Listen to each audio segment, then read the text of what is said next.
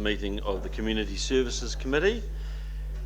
It's great to see you all here, and before we get underway I would like to welcome back Councillor Paul Matheson. Paul, it's great to have you back and it's good to see you looking so well. Cheers.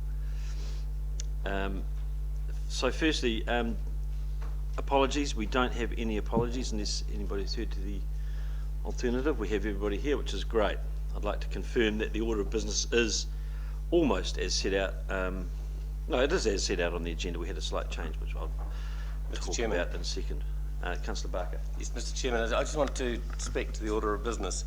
It's in relation to agenda item number 16, which is the exclusion of the public, and I want to just state that I cannot see justification for the reason given for item 4, part 4 of that resolution to be in confidential.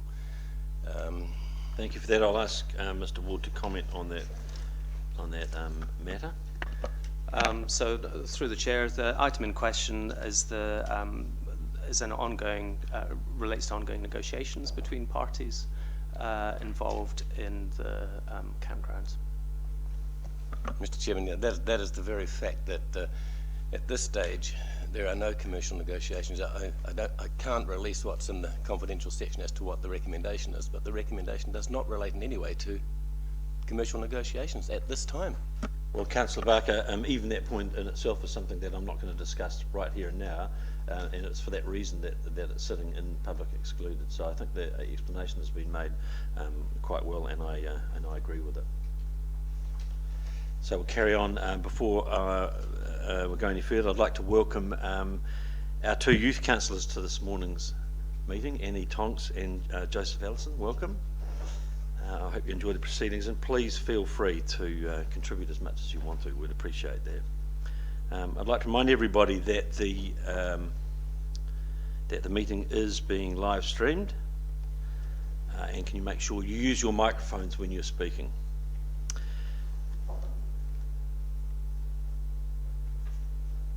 I'd also like to remind members of the committee to update the interest register if you need to identify any conflicts of interest that you may have on the agenda this morning. Councillor Noonan.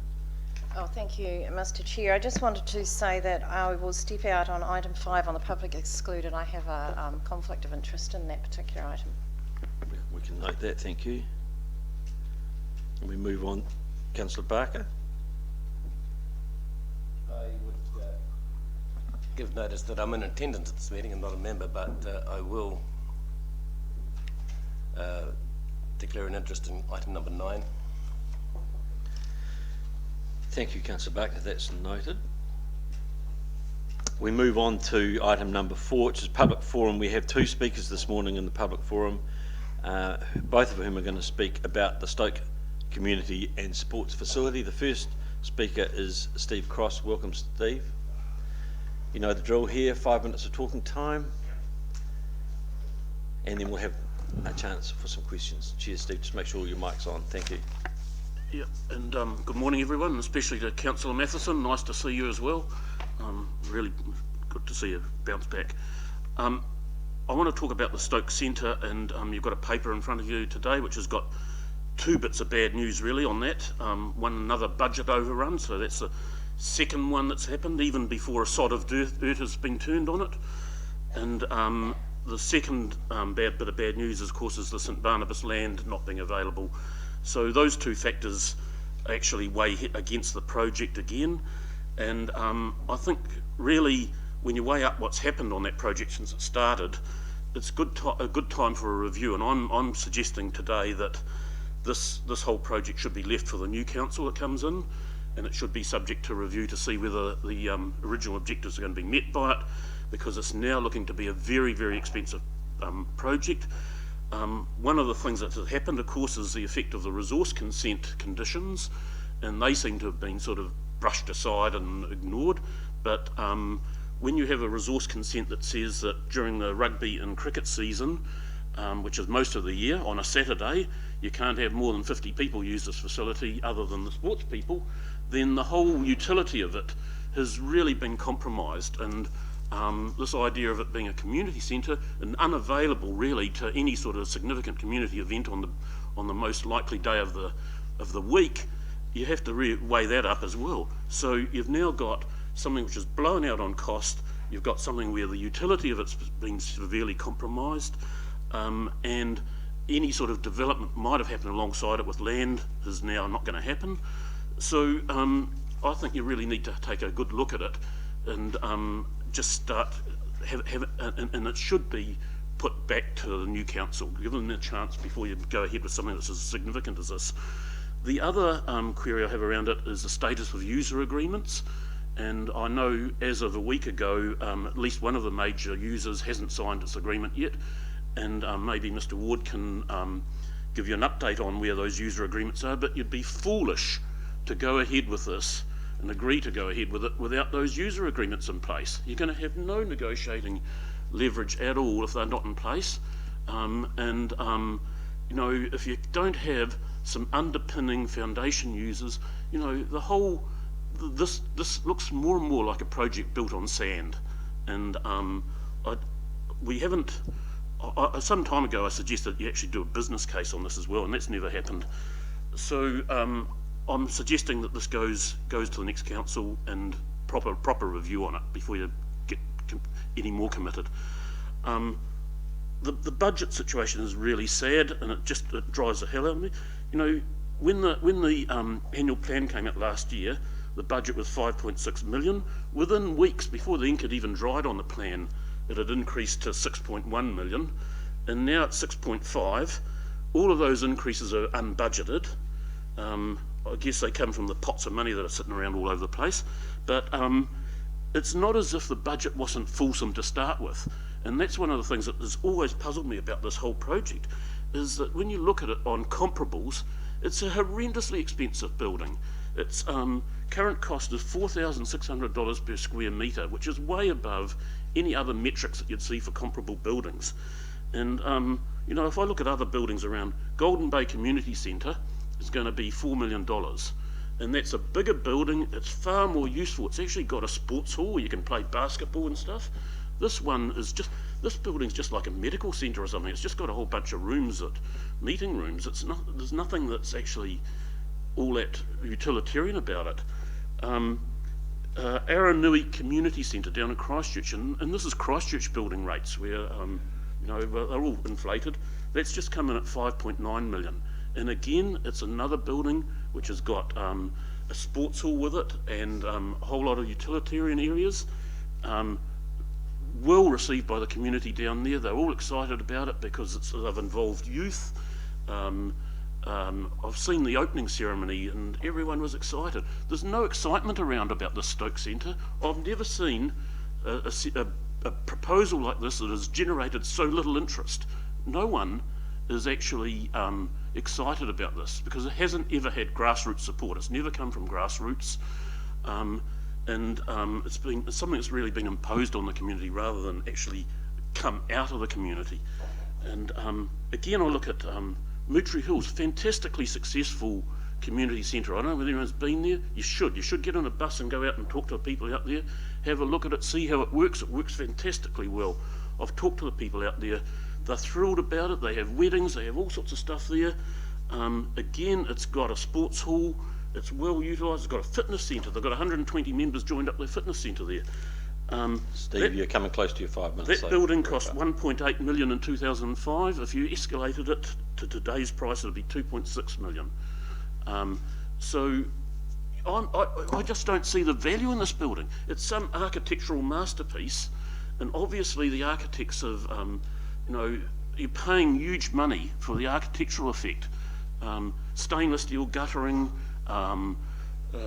western red cedar panelling from old growth forests, all sorts of stuff about this building, and no one's actually focused on the budget. And you know, at least get the architect and the contractors into a room and tell them they're not going to come out until they cut the cost on it. Thank you, Steve. Any questions of Mr. Cross? Well, that's pretty clear. You've made your point very clearly. Thanks for that, Steve. and we certainly will be discussing that further down the agenda. Thank you. The second speaker this morning under public forum about the Stoke Community and Sports Facility is Stuart Walker. Good morning, thank you. I wasn't aware of what Steve was going to say. He's stolen my thunder, so I'll be very brief.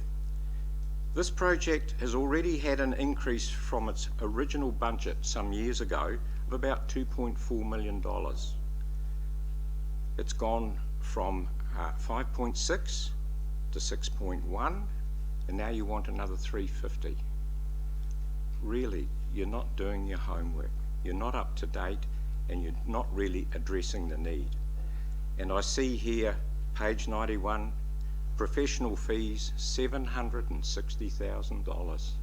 Who's allowing these sorts of budgets to be spent? Because what we're getting is not what is wanted.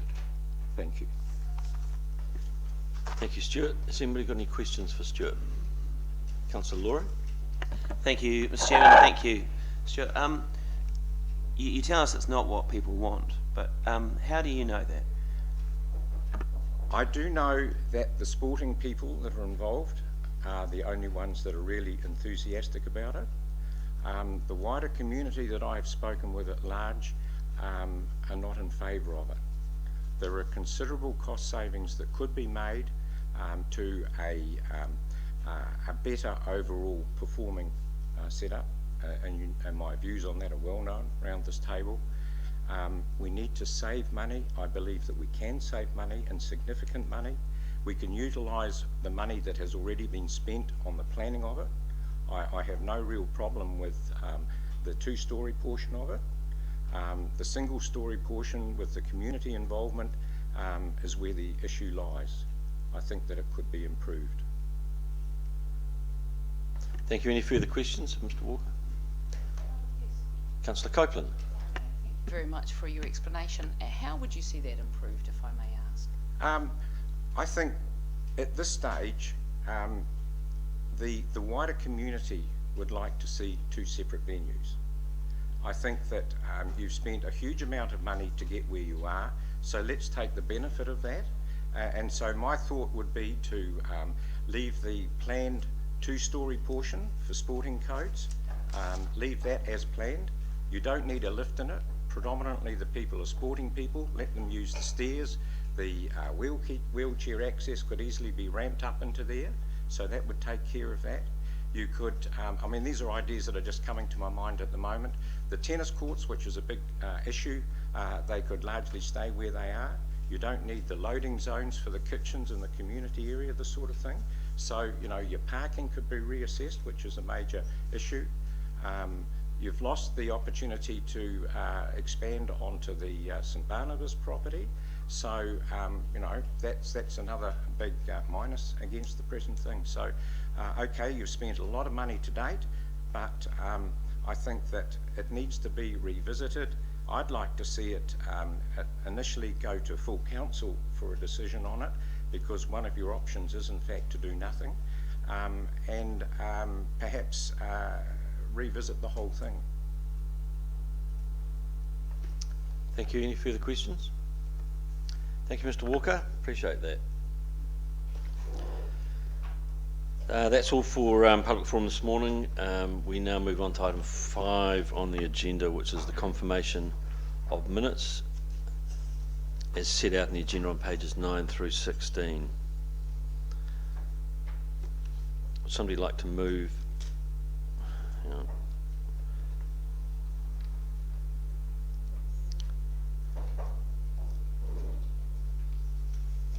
Give me 1 second. Would somebody like to move that those minutes of the Community Services Committee held on 7th of July be confirmed as a true and correct record? Moved by Councillor Copeland and seconded by Councillor Matheson. Any points for discussion? Okay, I'll put that. All those in favour, please say aye. Aye. Those against? Carried. Item number 6, the status report as set out on pages 17 through 20. Would somebody... No, we'll go through page by page first of all and see if there are any points that need to be raised.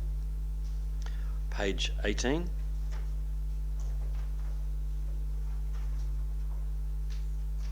Page 19. And page 20. That's good. Then in that case, can I have somebody move that the status report and its attachments be received? Moved by Councillor Ward and seconded by Councillor Copeland. All those in favour, please say aye. Thank you. I have a verbal chairperson's report this morning.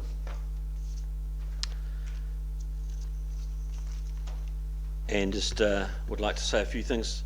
Here we are at the last meeting of this committee, of this triennium.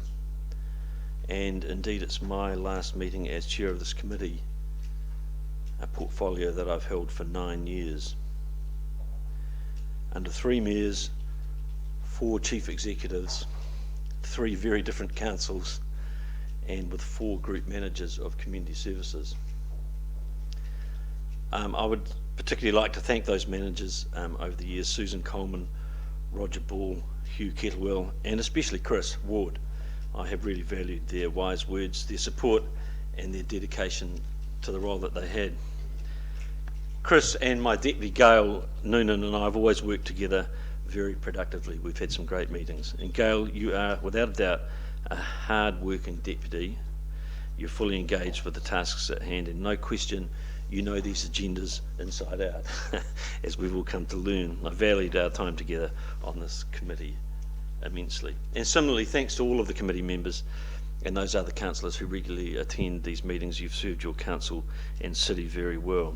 I'd like to particularly single out Rachel Rees and Ian Barker, because indeed those 2 councillors are the 2 who've been on council with me over the last 9 years and have been part of all of the community service and council decisions during that time, on the rollout of, especially on the rollout of new facilities for soccer, hockey, softball, cricket, rugby, athletics, cycling, and in particular the great transformation of Trafalgar Park in time for the Rugby World Cup. So to you 2 in particular, thanks. Rachel's not here, but I'll thank her later. My personal gratitude really does go to all the staff who've worked in the community services area over the years. The citizens of Nelson are extremely fortunate to have such passionate people striving to improve all our lives here in this great city. So I thought it would be an opportune time for us to just reflect on a few of the changes we've seen happening, especially in the way that Council delivers community assistance with the rollout of the new Community Investment Fund. I think it's a major move. Funding allocation is now decided by a community investment panel, which includes 4 community reps. Timing changes have been made that will ensure that future years' fundings will be allocated in a timely way, and officers have begun working in partnership with community groups to develop projects that effectively meet community outcomes. As part of this, a strategic funders group comprising senior staff, representatives of the Rata Foundation, the Ministry of Social Development, the Department of Internal Affairs, Nelson Marlborough District Health Board and Tasman District Council have been meeting to ensure opportunities for collaborative funding to achieve mutual outcomes are identified. Staff have been holding workshops which have been delivered to the community sector on changes to the health and safety legislation and on fundraising. Significant changes face the sector, as we all know, on central government funding. As central government funding is withdrawn and lottery funding decreases, it's having a marked impact. Our festivals team has had another busy year with Mass Parade, Arts Festival and the summer program, including Opera in the Park, which saw an audience of around 7,500 people. We had our first ever Nelson China Week. It was delivered and was widely appreciated, and a whole host of smaller events have been organised, including Isle and Bloom and Rose Day, a program of youth events including Comedy Night, Tahuna Rocks and a youth party at Trafalgar Park. I'm happy, as you all know, that an Arts Festival transition group has been established to produce recommendations to Council on the governance and delivery structure of the Arts Festival in future years. Founders celebrated its 30th birthday and continues to provide a range of attractions and events for locals, as well as a venue for conferences and weddings. The Kai Festival was delivered in partnership with Whakatū Marae, and Anzac Day events proved very popular.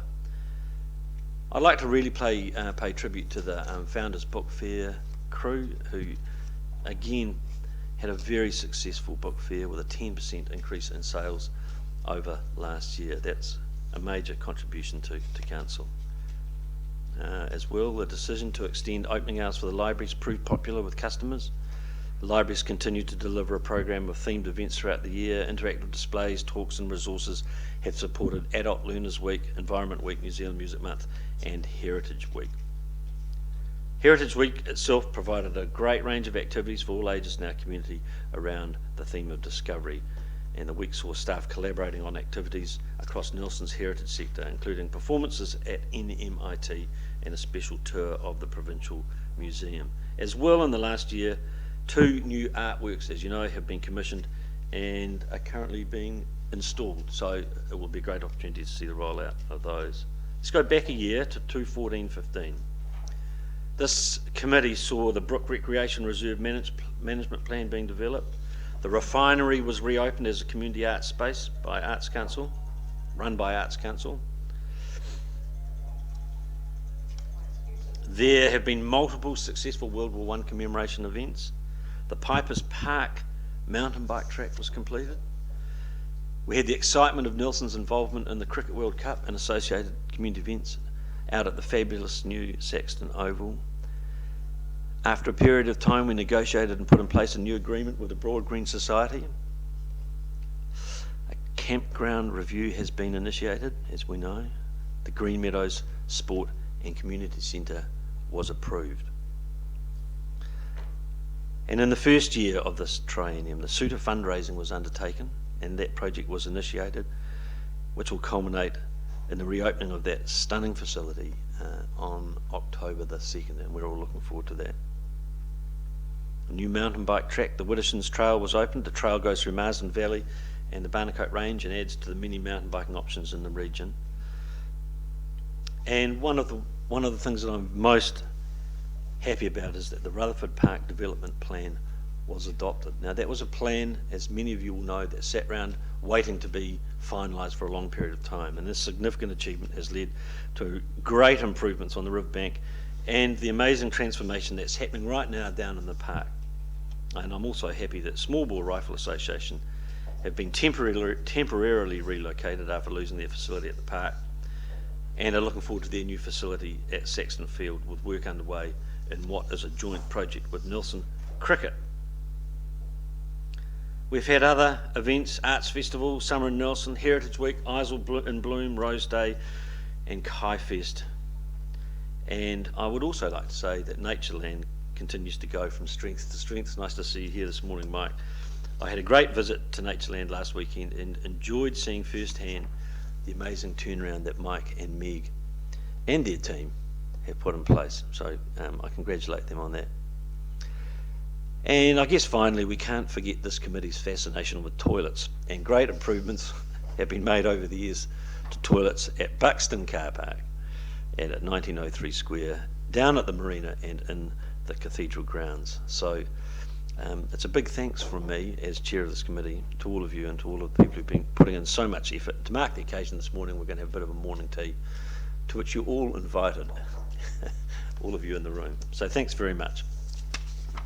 Are there any points or questions? Councillor Laurie. My first thing I'd like to say is, can we get a copy of that list? Because it could be really handy when people say, what do you guys do? We could just whip that out. But I'd also just like to say, this is my first term on council, and I've really enjoyed being in this committee. And I'd like to thank you, Pete, for your chairing of the committee, for your intellect, heart, passion and humour. Thank you. Thank you. Thanks very much. Any questions or comments? Good on you. Thanks. Oh, Councillor Noonan. Uh-oh. Thank you for your kind words for my input, Pete. I think the thing about the relationship that we have when we have our meetings is that we often don't agree.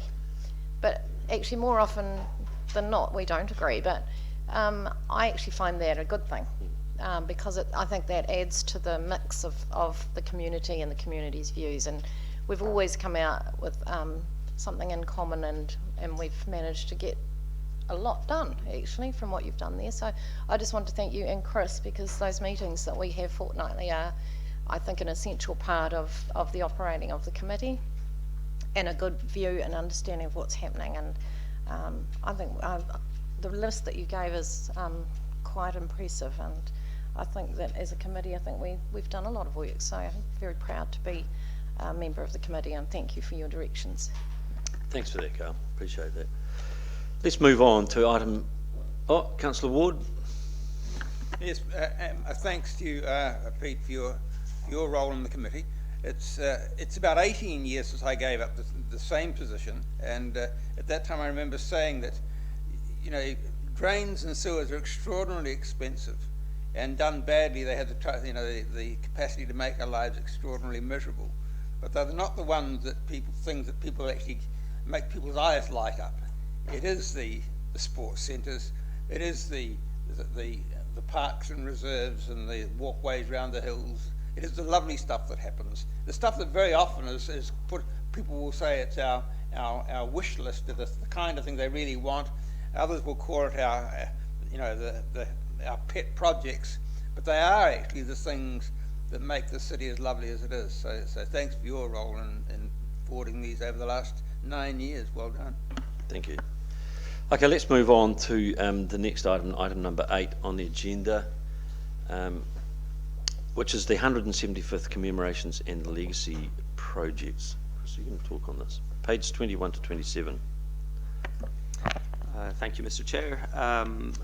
I will take the report as read. Council decided to put some money into commemoration projects through the annual plan process, and staff just wanted some guidance in terms of the way forward, and I've suggested a legacy trail with associated public event. Happy to take questions on it. So first of all, let's receive the report. Somebody want to move that that this report be received? Councillor Ward, seconded by Councillor Laurie. All those in favour, please say aye. Aye. Carried. Questions then of Mr. Ward regarding this project. Councillor Laurie. Thank you. On the idea of this legacy trail and the app, a couple of questions. One, in the report it talks about the popularity of a similar offering in Wellington. I'm just curious as to whether most people who use that are actually visitors to Wellington, whether it's a thing that's embraced by tourists or actually something that locals use. Do we know? I don't have that information, I'm afraid, but in terms of the heritage walks that we have here, they're used by both. So, you know, we promote them primarily to locals, but they're also used by visitors to the city as well. Okay, because I would just be interested to know who's downloading that app in Wellington, whether it is, you know, school groups or whether it's tourists, because I think this money should be spent on things that Nelsonians will enjoy, rather than something that will be, you know, an offering for tourists, because it is about our history, and we don't have a huge budget. Also, with the app idea, are there ongoing costs with that kind of service? Through the chair, there will always be ongoing costs of a low level in terms of ensuring that the information is kept up to date, and ensuring that there's compliance with whatever technology comes out within the next. You know, you would hope there would be onward compatibility with whatever we dream up next, but we always need to check that. But if I think generally we're looking at the use of apps more broadly, and technology in terms of interaction with our community and with visitors to our community. So I'm hearing what Councillor Laurie is saying, and we wouldn't want to be putting community event funding into something which wasn't going to be used by the community. So, sorry, thank you, Mr. Chair, if you allow me another question through the chair. My concern is that I'm a little bit sceptical about the app. I'm all for technology and I'm all for smart stuff, but we don't have a big budget here, and I'm a bit worried that we might be spending this money on something that within 2 years will be replacing, which is what you wouldn't be doing if you did a public artwork, for example. Any thoughts on that? So through the chair, I think we need to provide information to our community in the way that they want to receive information. We have a growing sense that people do use apps and are looking for information provided via their smartphones. and we have to balance that against the needs of the community that don't use those. So I think what we're saying in here is that the legacy trail will be backed up by hard copy information if people prefer to receive the information in that way. But it was just an opportunity, given that there does seem to be growing interest in the use of technology and linking it to our heritage. And it does allow additional information to be given. So, you know, you could have an app which has Broad Green House on it, for example, which would have a link through to providing further information on Broad Green House, linking through to other websites, for example, which you wouldn't necessarily be able to fit in a hard copy of a map. I mean, I'm presuming that by the app, it could be something as simple as QR reading, which we already have in place around the city in various ways. Did you have a further question? Sorry, last one, I promised. Wouldn't we be doing that anyway? You know, shouldn't the city be providing that sort of information anyway? Well, I mean, I see this. I can perhaps answer that question. This is essentially what this item is about. It's about focusing the attention on as part of the heritage commemoration. So I think it's just a focusing, essentially, of stuff that perhaps is already in place. So if you want more detail than that, I'm sure Mr. Ward can give that to you. Anyway, we'll see if we've got some further questions that might tease us out a bit further. Councillor Copeland. Some of my questions have been asked. Off the face of it, one of my questions is, what do they meet along the way? We talk about in 5.11 meeting the historical characters at key points along the way. I'm not quite sure what's meant by that. Could I have some explanation, please? So through the chair, for example, you could have a trail that included the Cawthron Steps. You could have a trail that included the Cawthron Steps, Yes. and when you got there, rather than just have, you know, this is where the Cawthron Steps are, you would then get a link through to background information on Thomas Cawthron and the historical characters that Nelson celebrates. I see. And under this proposal and the recommendation, what portion of the budget was proposed to be attributed to the event to launch the Legacy Trail app? So we haven't got that level of detail because it depends on what direction the committee give in terms of whether an app is the way. So we would go out and get some prices around the different components and before moving on and commissioning the event. So do I understand we don't have an understanding of the potential costs of this? I don't have that information. No, okay. And just to be very clear, so as far as I'm reading, the app is actually joining the points of interest. There is actually no creation of any trail of any tangible sort. Like, that's correct, isn't it? That's correct, yeah. And so the Maori Legacy Trail loop, would that be proposed to be done at the same time or within the same budget, or? So I think we would need to have a discussion with iwi over that. It's been a suggestion that has come forward, but there haven't been discussions specifically with iwi at this stage. And just one more further question, if I may. It's noted within the report that we don't have the time to look at an artwork option. Are there any proposals that have come through the Arts Fund application that have received good interest but have yet to have the attributed budget in regards to the fulfilment of those projects? Perhaps that's aside. So through the chair, the Arts Fund has its own separate process. We have 2 artworks that have been commissioned, and we will continue to operate that process to identify new artworks. If the suggestion is that there are artworks awaiting commissioning, that's not the case. Okay, thank you very much. Thank you. Councillor Ward. Thank you, Mr. Chair. A lot has been said about the app, but there's more to this than an app. Presumably we have to plan a course, a route. There will be descriptive material around the route. It sounds like a great idea. So and it does all the things that Ruth's concerned about. You know, it's not just reading from the report. It's not just the European history. It is the Maori history as well, and presumably it's, if people like me who, who are digitally challenged will still be able to go out walking and enjoy what we see. Maybe not. That remains to be seen. I'm sure that is the intention, Mike. But it's an interesting point when one considers the possibilities of digitally enhanced trail making, especially since the vast majority of our young people seem to be making their own trails around with their cell phones. The interaction between that kind of enhancement, of real-time enhancement of what you can see through your digital device, could be very, very exciting for this kind of project.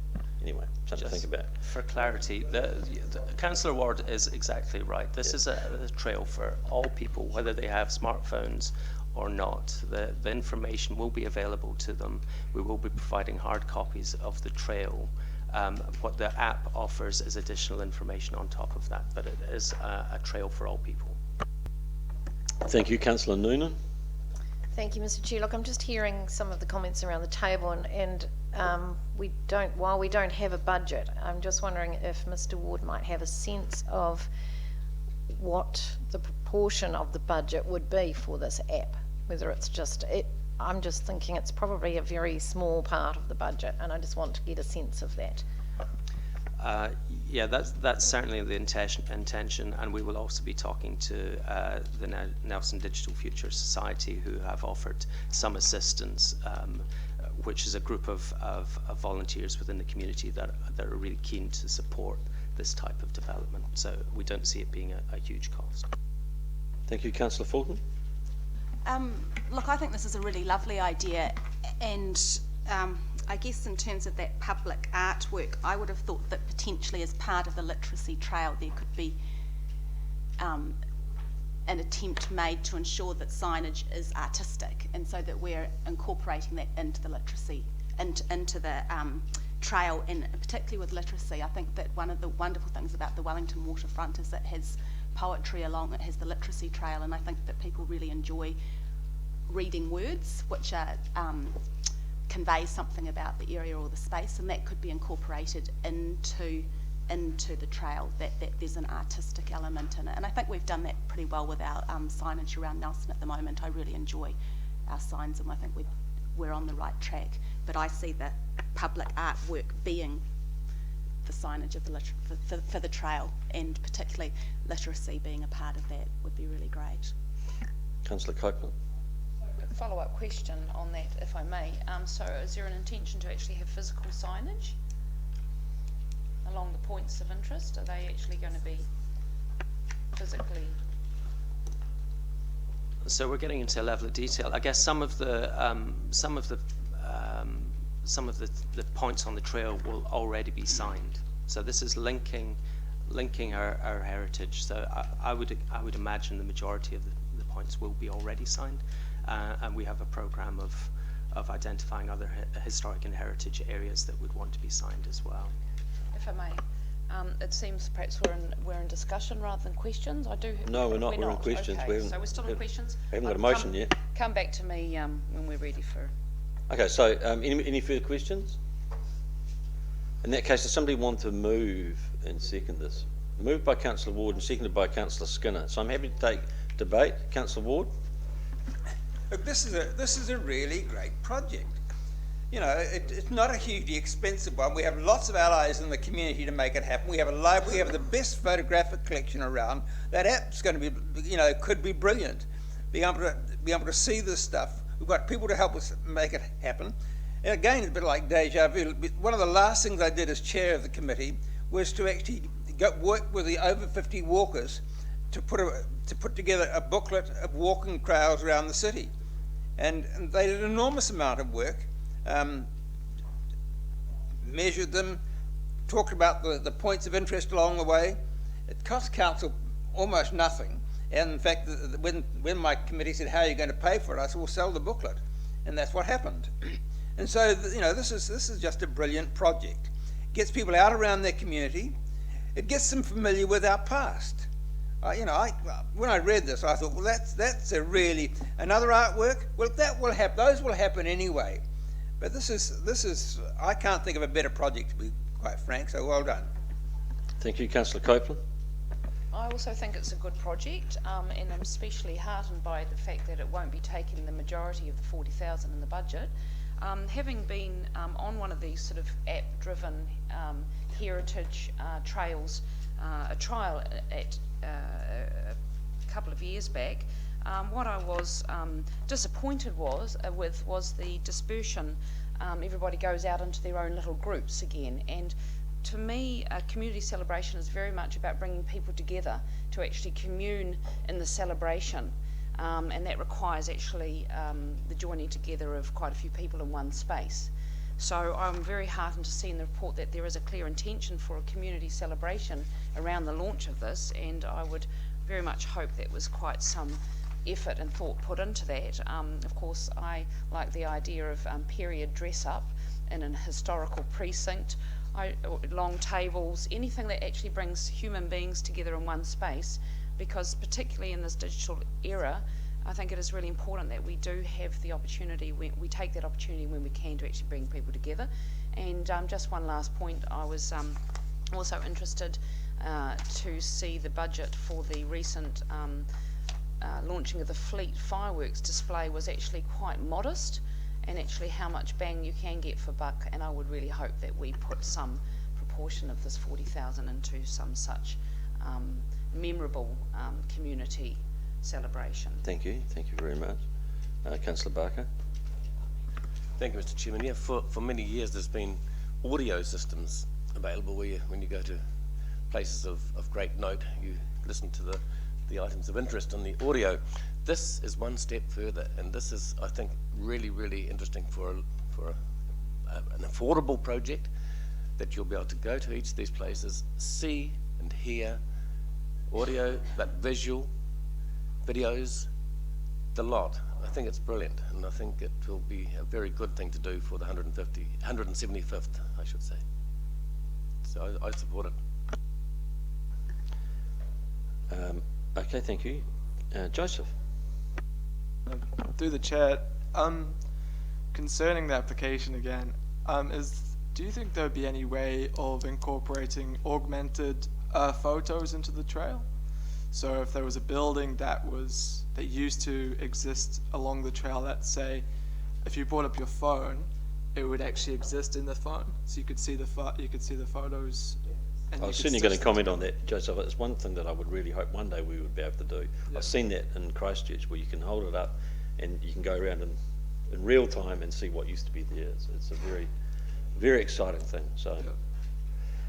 Potentially that would extend the budget, but we are always interested in seeking partnerships on things. So thanks, Joseph. Is that all you wanted to say on that?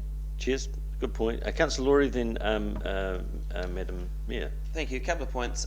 One, we already have an app that does that in Nelson that you can download, and you can look at the Cawthron steps, and you can see where the Griffin's factory was, and you can do all that sort of thing. It is already an opportunity, and I very rarely see anyone standing at the church steps with their phone out looking at it. Well, let's encourage it.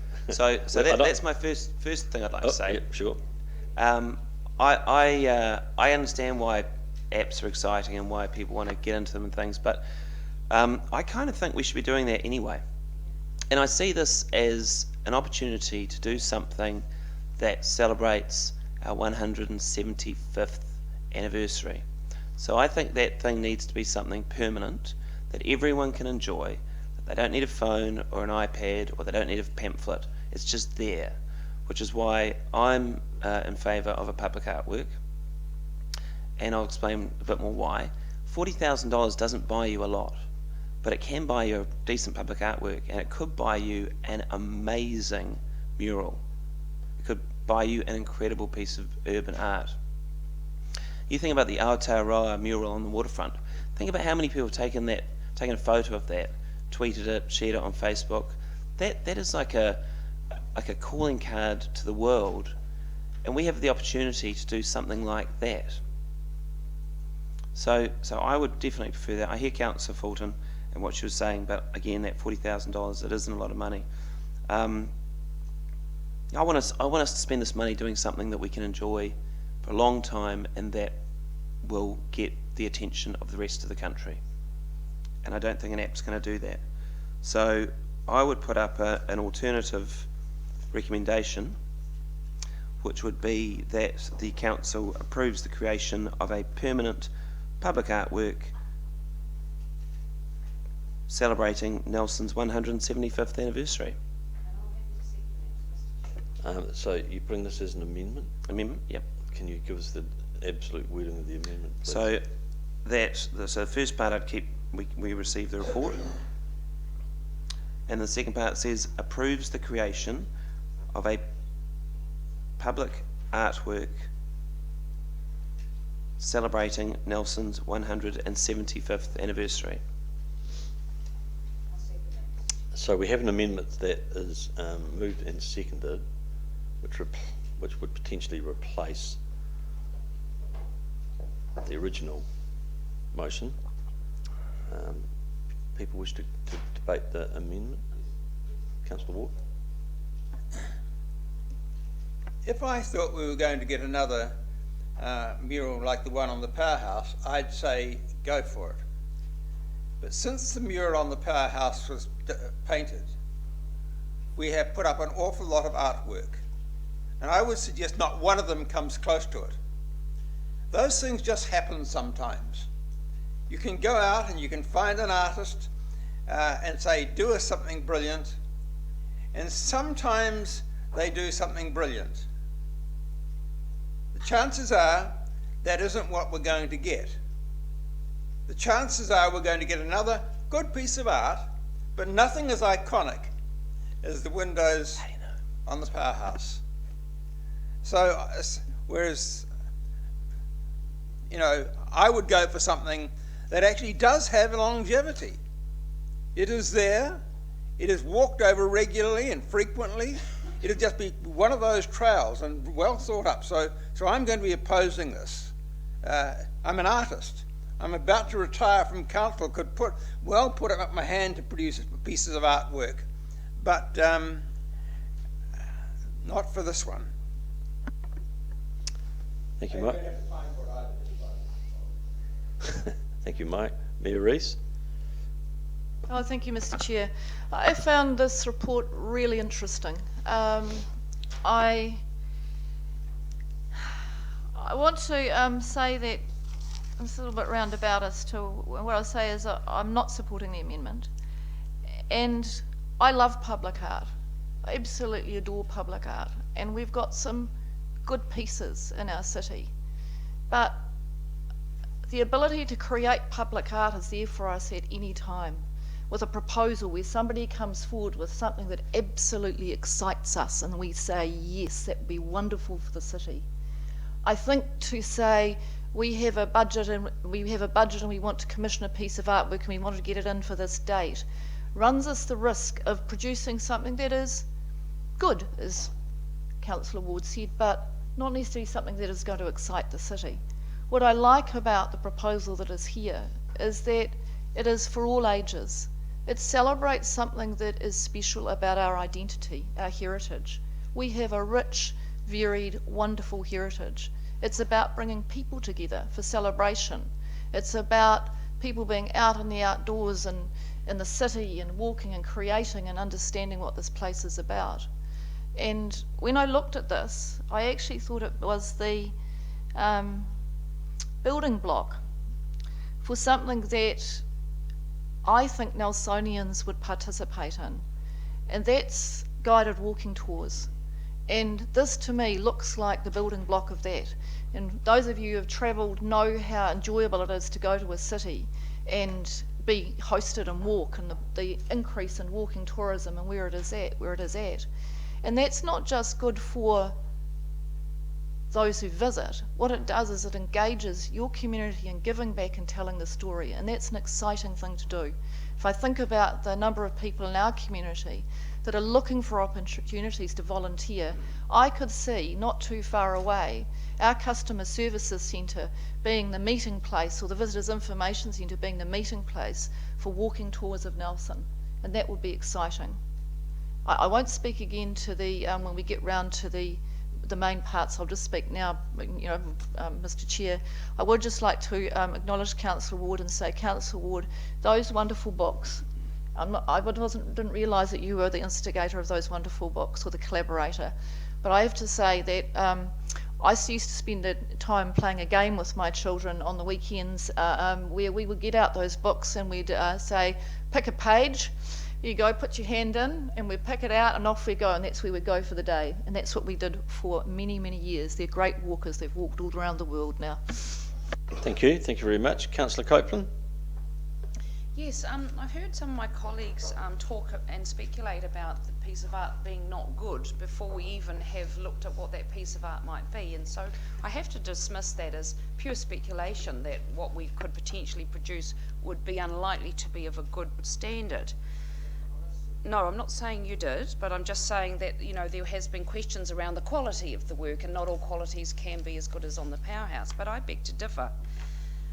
We have, as Councillor Laurie mentioned, we already do have an augmented reality app, which I have been involved in myself very enthusiastically with the Digital Future Society. Having taken part in that actual process, I have to say that I do believe it is something we already have the basis of already, and that we should be doing as a council just as our run-of-mill business.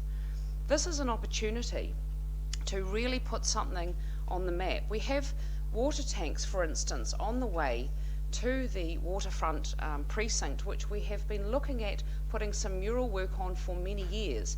Now, the size of those, the fuel tanks is absolutely massive, and they're going to be very expensive to do. But in my mind, I can imagine the history, the story of our early settlers, painted potentially by the same artist, on those tanks as we come around to our beautiful new waterfront precinct, as being an incredible jubilee reminder of the early settlers coming to this town, and so much more long-lasting than anything like a digital app. And I know Pokemon Now and Pokemon Fine and all this kind of stuff is all very contemporary, but having taken part in those kind of things, I'm left cold by it personally.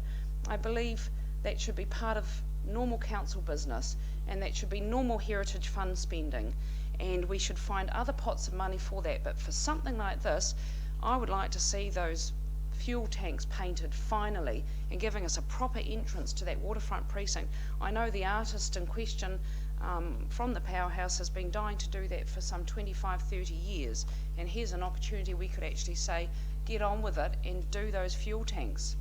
We could do it. We could do it with this 40,000, and I just see it as being a waste of money, given we already have part of the app, the augmented reality. You can go to the Cawthron Steps now, download it and have a look. It's actually really boring. I've done it. It leaves you cold.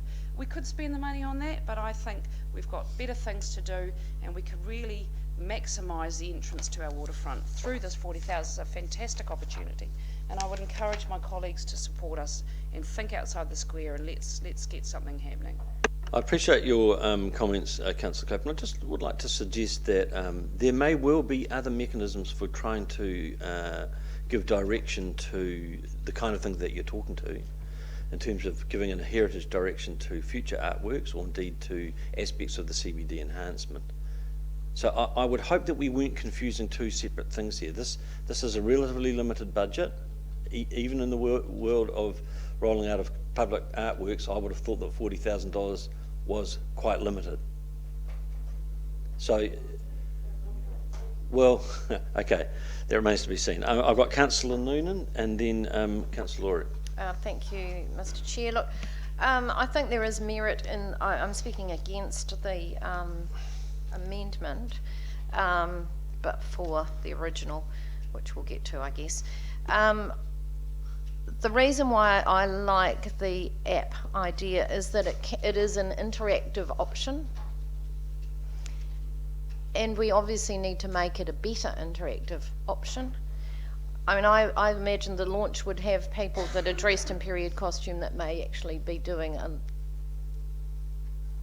a standing history on the day, and when you add another one, you might have another special days when you might actually get groups, performance groups that are dying to do stuff around town, and maybe they would be willing to put some work into making it more period. I mean, I was just doing some maths. 175 years from next year is 1842. That's the year my family arrived in Nelson. So this is sort of could be a special time for a lot of families who arrived in that year and would like to be participating in something special for Nelson. So I'd like the option of the app, but really we need to make it better. Okay, I've had 3 people speak against the amendment. I'm now only going to take people who are going to speak for the amendment. Councillor Matheson. Thank you, Mr. Chair. You could say I was dying to get involved in this one. I actually agree with the amendment. I think that if you're going to celebrate a milestone of this nature, you need to have something which is far more permanent than just a walkabout. When we did the 150th, we had a ball, which is a mighty, mighty event, I have to suggest, and other activities. But 175, I think it deserves a place of its own. And that's why I think that if we could further explore the possibility of having whatever, whether it's art or whatever. Councillors, please, can you stop talking? Sorry. I would be quite supportive, because it would be a place where I could go and have a look at 175 years. If it was 150, much the same, and if it was 200, much the same. But I don't think there's enough depth and interest in having a legacy trail at this stage. I think a legacy trail is more a tourism operated venture rather than a memorial to the forefathers and those that created up to 175 years for us. So I'll be supporting the amendment. Thank you. Any others in support? I know Councillor Laurie is. I'll let Councillor Fulton speak on this first. Well, I'm not on this committee, but I think I can see both sides of the argument, and possibly you could consider increasing the budget. If you really want a piece of art and you want the legacy trail, you could look at increasing the budget. I think what I read in the report is the issue is the timeline. I mean, the anniversary day is the 30th of January 2017, which doesn't give you a lot of time to put together another artwork, and you have 2 planned for December 2016 this year.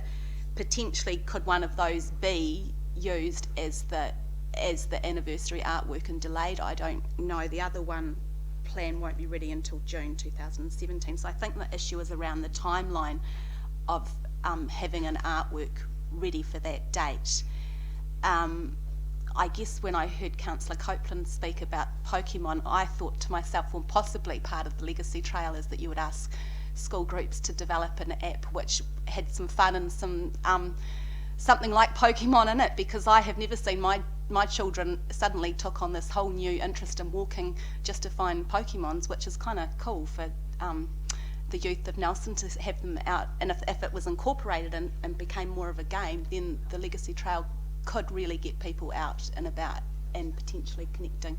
So I think that's something to think about, how we sell it to all and how we make it more fun and more vibrant rather than, as Councillor Copeland said, a little bit boring. So I think the timeline's the issue around the artwork. Thank you. Councillor Laurie. Thanks.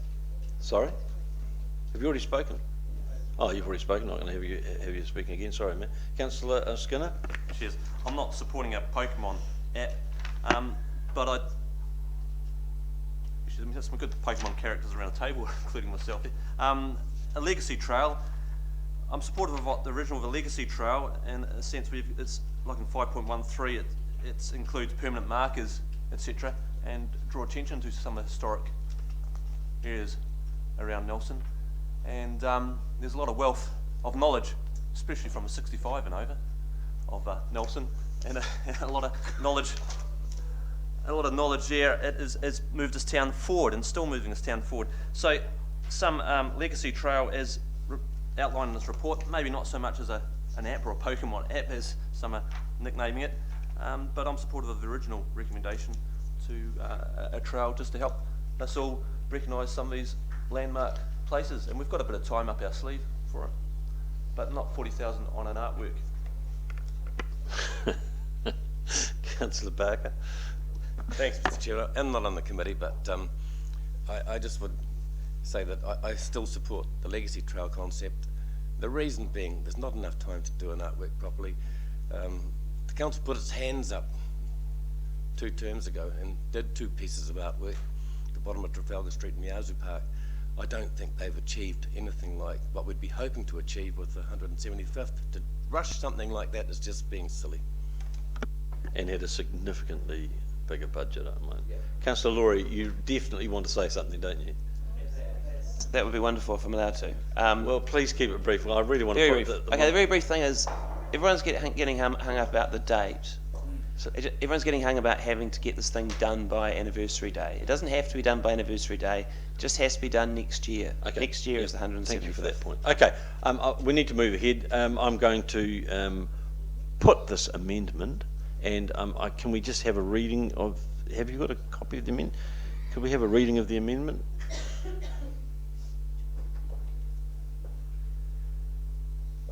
And the amendment is that the recommendation that we approve the creation of a public artwork celebrating Nelson's 175th anniversary. Okay, I'll put that. All those in favour, please say aye. Aye. Those against? No. I think we better have a show of hands. All those in favour, raise your hands, please. 1, 2, 3. All those against, please raise your hands. Okay, the motion is lost. We go back to now the substantive motion, which is that we approve the creation of a legacy trail and associated activities and events as outlined in the report. All those in favour, please say aye. Aye. Those against? Carried. We will break for morning tea.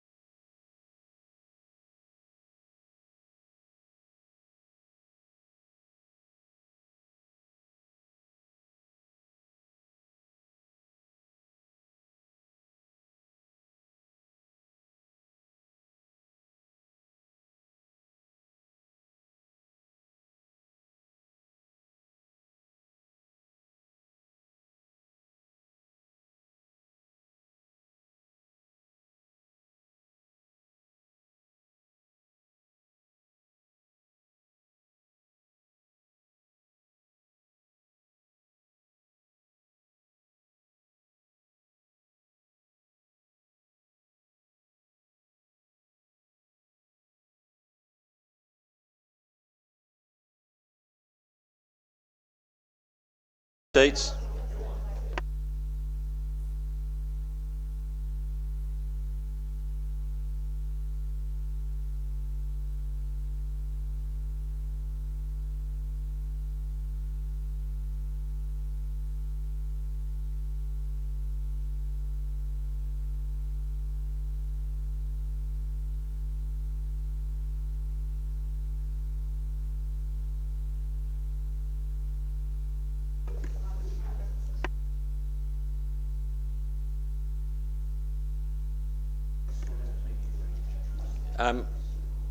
Councillors, can you please take your seats? We'd like to get underway. Ladies and gentlemen, I'd like to alter the order of business and move to item number 10, given that we have people in the gallery who are here to potentially help us with that item. So if we could move on to item number 10, Stoke Community and Sports Facility Tender Feedback, pages 90 through 95. Good morning, gentlemen, and I'll first of all move that we receive this report, Stoke Community and Sport Facility Tender Feedback. Do I have a second to that? Seconded by Councillor Noonan. All those in favour, please say aye. Aye. Those against? Carried. So, good morning, Shane. Are you speaking to this? Yep. Yes. So through you, Mr. Chair, I take the report as read and confirm there are no additions or amendments to the report. But I will draw councillors' attention to the issue within the report, and that is that the tendered prices for the project have come in over budget. The preferred tenderer, who's also the lowest price, is currently about 350,000 over, so just under 6%.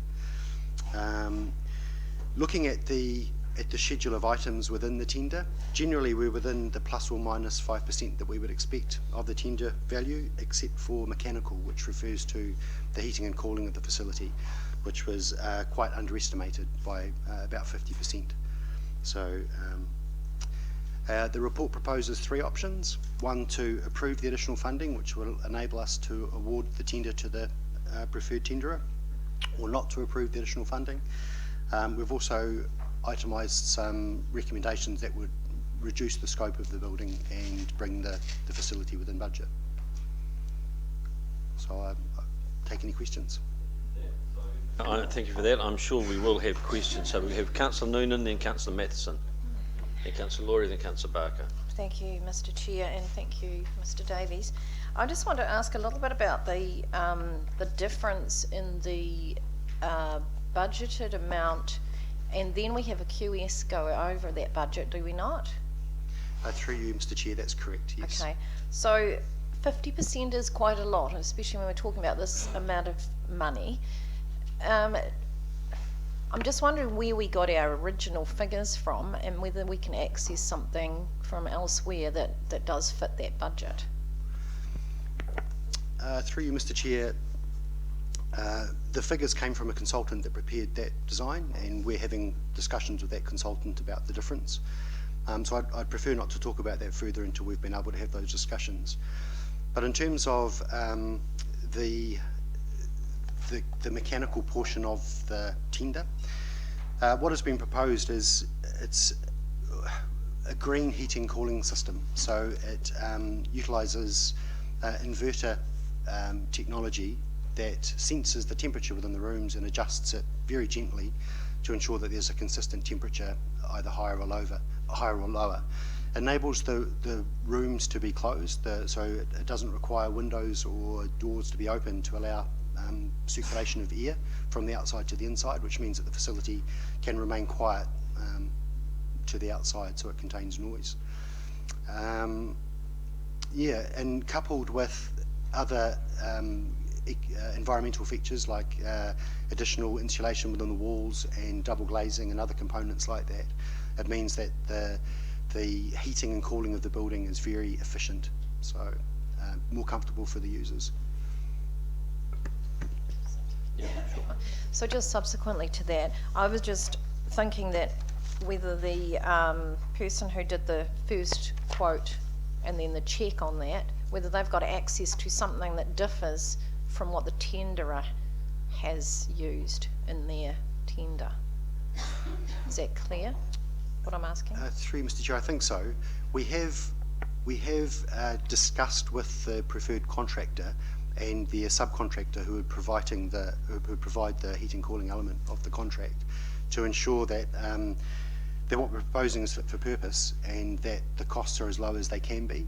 But they've made some minor suggestions that have helped us reduce some of those costs. So we're confident that what is proposed as part of the tender is correct. Unfortunately, our estimate was lower than it should have been. Thank you. Councillor Matheson. Thank you, Mr. Chair. Two questions. First of all, on page 91, where you've got a breakdown of the costs associated with the project, the stormwater reallocation of 169 is that a cost against this project, or was the work already allocated in our LTP at some period in the future? Through you, Mr. Chair, as I understand it, it's a cost against this project because the stormwater needs to be relocated so that the facility can be constructed over its old location. So it's just that I always get a bit cautious about allocating works and services costs to a project because it has to be done or doesn't have to be done, and as you're aware. And I just wondered why we were allocating 169 to a project of this nature, and was it essential to the project's success or completion? And you're saying yes. That is correct, through the Chair. Okay. Through you, Mr. Chair, at the last, a couple of meetings ago, when we talked about this green ticket that we were going to put on this project itself, the council and the majority were quite in favour of making that huge step. If we didn't proceed with that, what detrimental effect would it have on the project?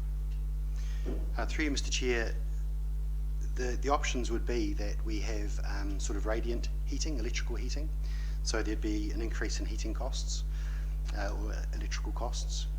The radiant heating heats at source, but the further away you are from the source of the heat, the cooler it is, whereas the inverter heating heats the whole space. And it's either off or on. It's very difficult to manage something in between, so it's not as comfortable. Also, you need air to circulate, so you can either have a pump system to circulate air, so you'd still need some sort of pumped ducted system, or else you have openings, passive openings that allow air to circulate in from the outside. And unfortunately, if you have that, you also have noise circulating outside of the building, so that would be the alternative. So the benefits that it provides is a controllable environment that can be heated or cooled more efficiently than alternatives, and will reduce ongoing operational costs. Okay, so in other words, it's a nice to have its category? Through you, Mr. Chair, it's something that Council and our previous Council meeting had requested that we investigate environmental options within the facility, and that's what we've done. It's not something that is unusual. Most large office buildings have this kind of system. Okay, thank you. Councillor Laurie. Thank you, Mr. Chair. I'm sorry, through the Chair, if I missed this, but will the green heating system be cheaper over the long term in terms of its operating costs? Through you, Mr. Chair, that's correct. Do we know how much cheaper? Can you give us a figure? Through you, Mr. Chair, it's difficult to quantify, but the efficiency rating for the insulation, so it's not just the heating and cooling, it works in tandem with the insulation in the walls and the double glazing, which are improved specification. It decreases the heating or cooling effort by 25%, and then it could reduce electricity costs by a quarter or up to half. So long term, we're going to save money by sticking with the green version. Through you, the Chair, that's correct. Thank you. And also through the Chair, we heard in public forum today that the square metre build cost for this is higher than similar developments. Is that true, and if so, why? Through you, Mr. Chair, near the beginning of the project, I understand an evaluation was done of other facilities. So a comparison was done with the Aranui Community Centre, which sits at about $4,318 per square metre. Our facility is about $2,040. The Golden Bay Community Centre is at $2,296, so very similar. The Upper Mercury Community Centre sits at $3,895 a square metre. So it's very difficult because you've got to compare apples with apples. Another example might be the Saxton Oval, the cricket and athletics pavilion. From memory, I have the figures here. So that was built in 2012, 4 years ago.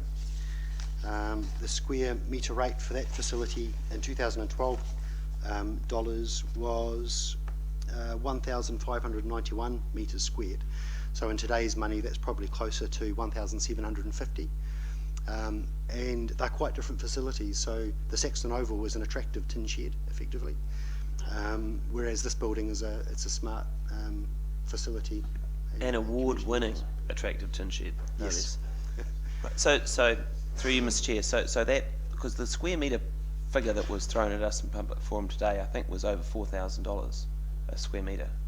Through the chair, for this facility, that's not correct. Right. Okay. Another question, Mr. Chairman, if it's okay, and this one might be for Mr. Ward.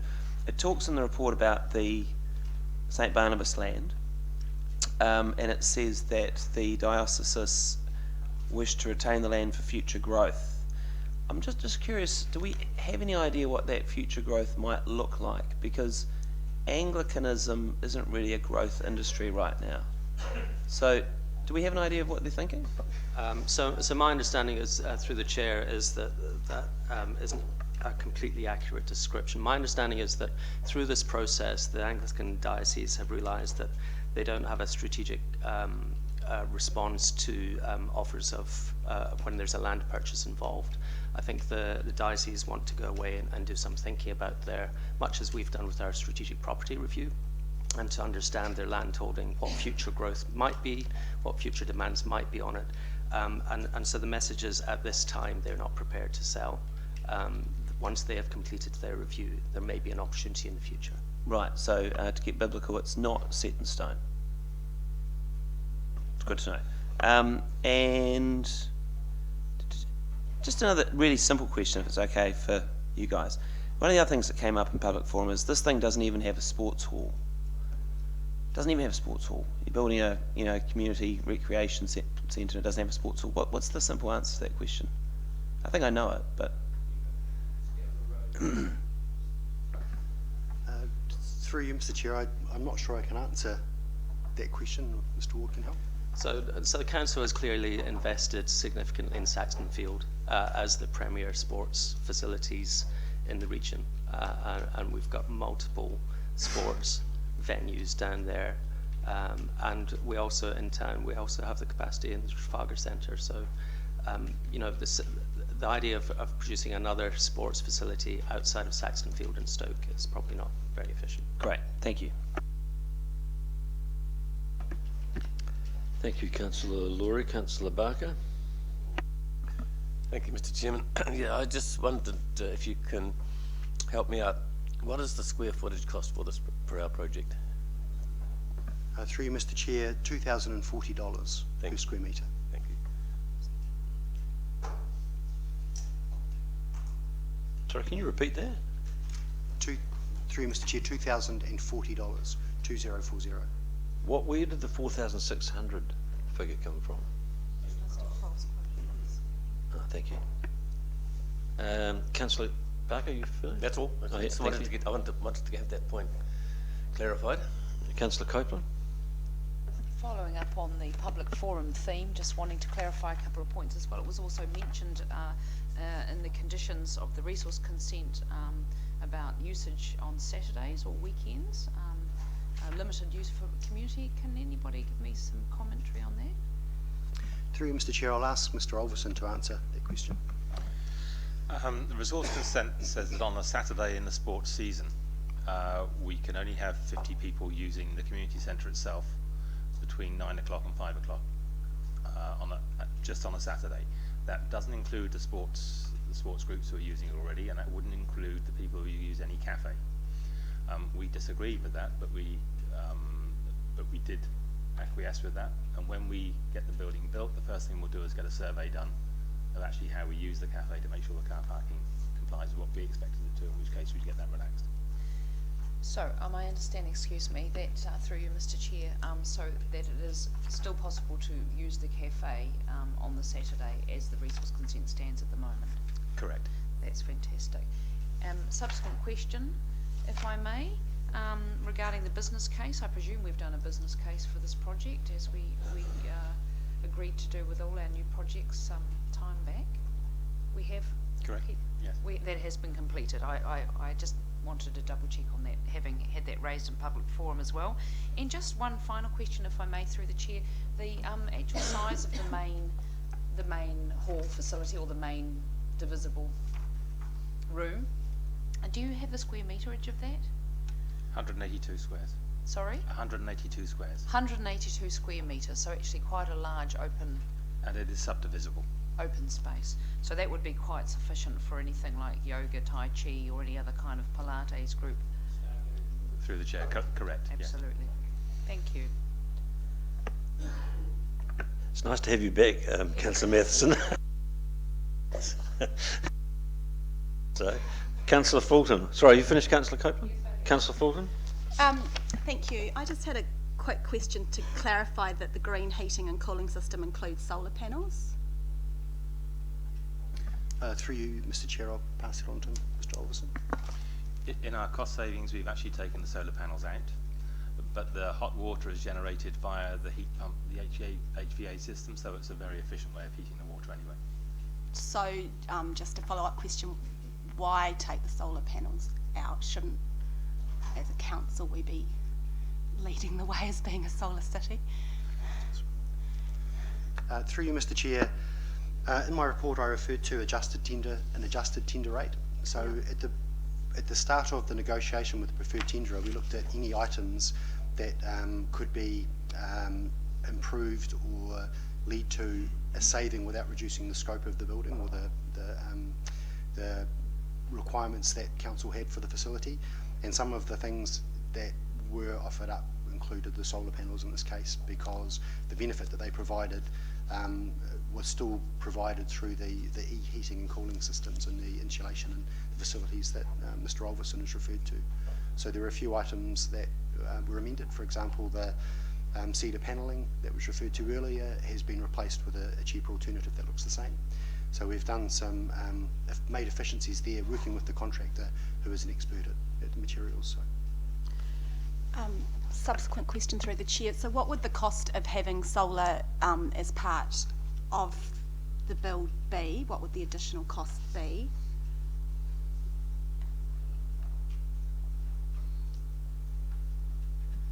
Through the chair, somewhere in the region of 45,000. So, and I'm guessing that that cost would mean that during the day at least the building would be off the grid, so cooling in summer would be completely off the grid? Through the chair, it wouldn't be off the grid, no. The idea of the solar was to be a preheater for the air conditioning system, then to take the temperature up for the water to the right temperature for the people to use in the showers.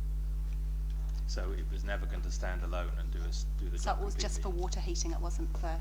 No, it was just water heating. Oh, okay. So did you look at, I think it's EPV panels, so in terms of actually generating electricity and the building being off the grid?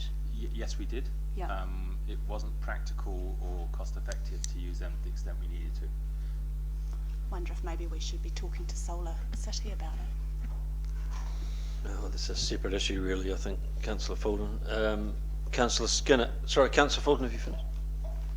I guess I'm just very curious that as a council who wants to lead the way with solar, being the solar city capital of New Zealand, as a council I would have thought we had policy in place which ensured that we were looking at solar for every new build.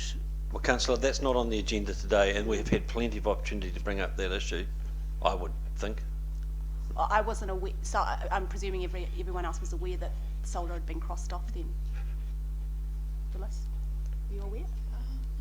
Okay, well, you've made your point, and this is a recommendation to council. You have, if it does succeed through today's meeting, you potentially would have an opportunity at council to discuss that further if you wished. Councillor Skinner. Thank you, Chairman. Just three questions. The removal of the future cafe space. When you say removal, is that removing of the actual footplate, or is it removal of the potential to put a cafe in that footplate? Through you, Mr. Chair, that looks to reduce the footprint of the building. So we're at the point where to make significant cost reductions, we would have to reduce the size of the building. And whether that be the cafe or another space, the outcome will be the same. So you would be reducing the scope that council had originally insisted on for the building. Just in relation to that, would it be possible to extend that down the track, some years down the track, if you so desired that extra space? Is that something you could extend, or is that really a bit of a headache? Through you, Mr. Chair, I think it's possible, but I don't think it would be easy or cost effective, because the front facade of the building is the gateway or entrance. So that fair enough. Yep. And the dividing doors, because I know we had a bit of debate about that and the pros and cons of that. The 75 grand. Can that be something that can be added later, or is that something once again needs to be done? Through you, Mr. Chair, the door portion of the dividing doors accounts for the 75,000 proposed saving. The structure required to suspend the doors would still be required, because that couldn't be easily retrofitted later. So there's probably another $75,000 or required to install that structure that would need to be incorporated in the build if the doors were to be retrofitted later. Sorry, so the 75 would be the actual doors, but you're saying you could shave off more if you didn't retrofit the... Through the chair, potentially yes, So but then you wouldn't have the option to install the doors later. Good point. And just going back, I know it's green heating, but just get full understanding that for the advantages of the green heating, you would need the doors closed. Is that right? The place needs to be shut up to get that to work effectively. Through the chair, I think that's one of the advantages of the heating proposed. So little features that we've included are things like door closers that automatically close the doors and ensure that the spaces are enclosed. You don't need to have the doors closed; they could be made open. The heating's a central system for the large spaces, so it would work in that way. But the advantage of being able to close the spaces up and have the heating or cooling controlled in each individual space is that you're not transmitting noise throughout the rest of the facility, so it's more usable. Following on that, my reasoning for just inquiring about that is to get the advantage of that. I'm just saying if the suitability of such a green heating for a space like a community sporting area where people are coming and going, doors are generally open as things take place, and the spaces aren't always occupied. So my outlook on that sort of green heating would be great for a museum or so forth, or a building like this. But whether it's really effective, was it really effective for that type of building, and is there a great loss if we're not having it in place? We wouldn't really get advantage from it, but am I looking at that wrong? Through you, Mr. Chair, we do have very large spaces within the building, within the main hall, and they are controlled centrally. Other small spaces like stairs and things like that, I mean, Darryl might be able to answer this better than I can, but they will have their own individual heating or cooling systems that are tied in with the major system. So you do have, I think you have the benefit of both options, having an open space or closed spaces. Through the chair, if I could explain that. It's a centralised system, but it's a zone decentralised system. So when rooms aren't in use, they can be turned off. Each room can demand its own. The way this works, with an inverter system, the motor ramps up and ramps down, doesn't turn on or off. It goes slower or faster as it needs to be. So it provide heating and cooling to various spaces at various times with different needs and wants. It also has heat recovery. So if you have one room that's demanding hot air and one demanding cold, it'll actually take the cold out of one room, put it into the other, so you actually can cool the system down. It's a very effective way of working. I'm sorry to labour on that, because I'm just a wee bit sceptical of the advantages of this type of heating and inverter being a heat pump, but you're saying it's all centralised as such, and for a building of this type. Has it been used for buildings of this type, which the doors are open and spaces aren't always being used, and it's not being used around the clock? Once again, it's not like a museum or a building like this you need to keep fairly constant. Through the chair, this is not new technology. It's technology that's used all the time. But for this type of building, I can imagine it in a museum or in here. But for this type of building, this sort of building as well, it's standard equipment. We're not breaking new ground here. No, thank you for answering it well. Thank you, Councillor Ward. most of my questions have been answered, but you said that the tender, your preferred tender, is the lowest. I thought you had the second preferred tender was $300,000. Through you, Mr. Chair, the second preferred tender is $300 higher again than the preferred tender. Again.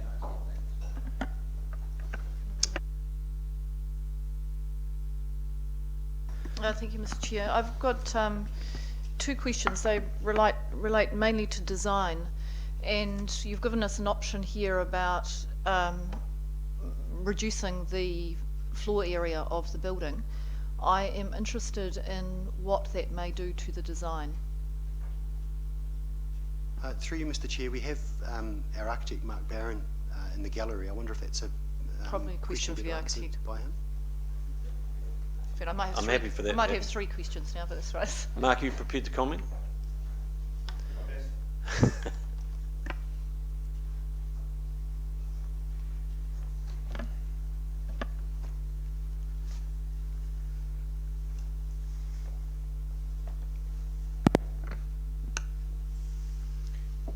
Could you repeat the question, please? The question mark was around, we've got an option in the report to reduce the floor area of the building, essentially to retract the front of the building, and I want to know what the implications are in terms of design if that option was to be selected. It's a tricky one. I think there's two ways to do it. There's a sort of brutal way, which is to cut the building, which is effectively like cutting the head off the design, which I wouldn't favour. Although that is the easiest way to achieve the saving, and it's the easiest way to be able to have a design that you could put back together at a later date. My suspicion, though, is it will never be put back at a later date, and you'll end up with effectively a folly that is seen as poor design. The other way of doing it is to manipulate the building and take 200 square metres out of it with other spaces and effectively start again, redesign it as a 200 square metre smaller building, which is obviously significant in terms of the amount of time and energy required to achieve that, and is not then something which you could put back at a later date. So a follow-up question to you, Mr. Chair, in relation to that. As I understand it, the building has been scaled, scoped, designed for the potential users of the building, and there's been quite a bit of work done in terms of room sizes and other things. So I'm just interested in, my thinking is that if there was to be an attempt to scale that back, to shrink the building essentially, that may have some fairly significant implications for the use of the building. It might be a question for one of the officers. Through the chair, that is correct. However, the cafe area on the front of the building was designed as a cafe area or meeting area. The other rooms are designated for various people and various groups behind. So although the space is used for a cafe and can be used for a meeting room, it isn't designated for an individual group at the moment. Okay, so thank you. So that clarifies it for me. So essentially, I'm seeing really the option in terms of functionality is the only option is to cut the nose off the face, which I have to say, you can probably guess what my thinking is about that. I'll leave that. The second questions I've got around design relate to the design of the building itself, and I want to just go back over this in the sense of when we started this project, we were looking at building, creating a civic building for Stoke, and we were looking at the site. Now, we weren't contemplating at that point anything to do with St Barnabas land, so that came afterwards, and I just want to reassure myself that this building still stands and is still appropriate for the site in terms of an urban design context with the land that we've got. Because you've heard Public Forum this morning saying, oh look, now you haven't got the St Barnabas land, now this won't work, X, Y, Z. Well, my understanding was, and this has always been the way I've approached it, that we started with only our land and that it sits in context very well on that site. So I'm not sure who's the right person to respond to that.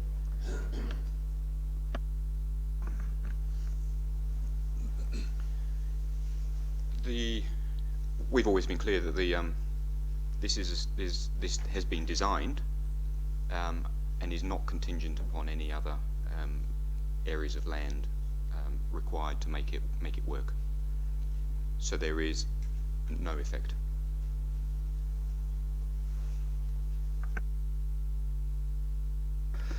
I have a few questions, if I may, on that particular point. I take point 4.8 that Mark's commented on exactly what he's just said. Has this issue of the lack of ability to be able to purchase the land at St Barnabas been put to the urban design team who are working on the urban design project for Stoke?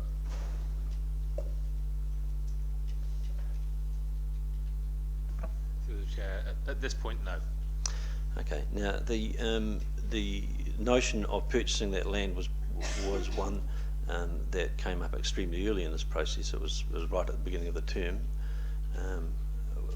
It is certainly something that has been discussed with councillors right from the very outset of the project. The possibility of buying that land. Councillors have been aware of that for the whole project. Is that the case? Through you, Mr. Chair, I'm not sure of that. I can't answer that question. I'm not sure whether.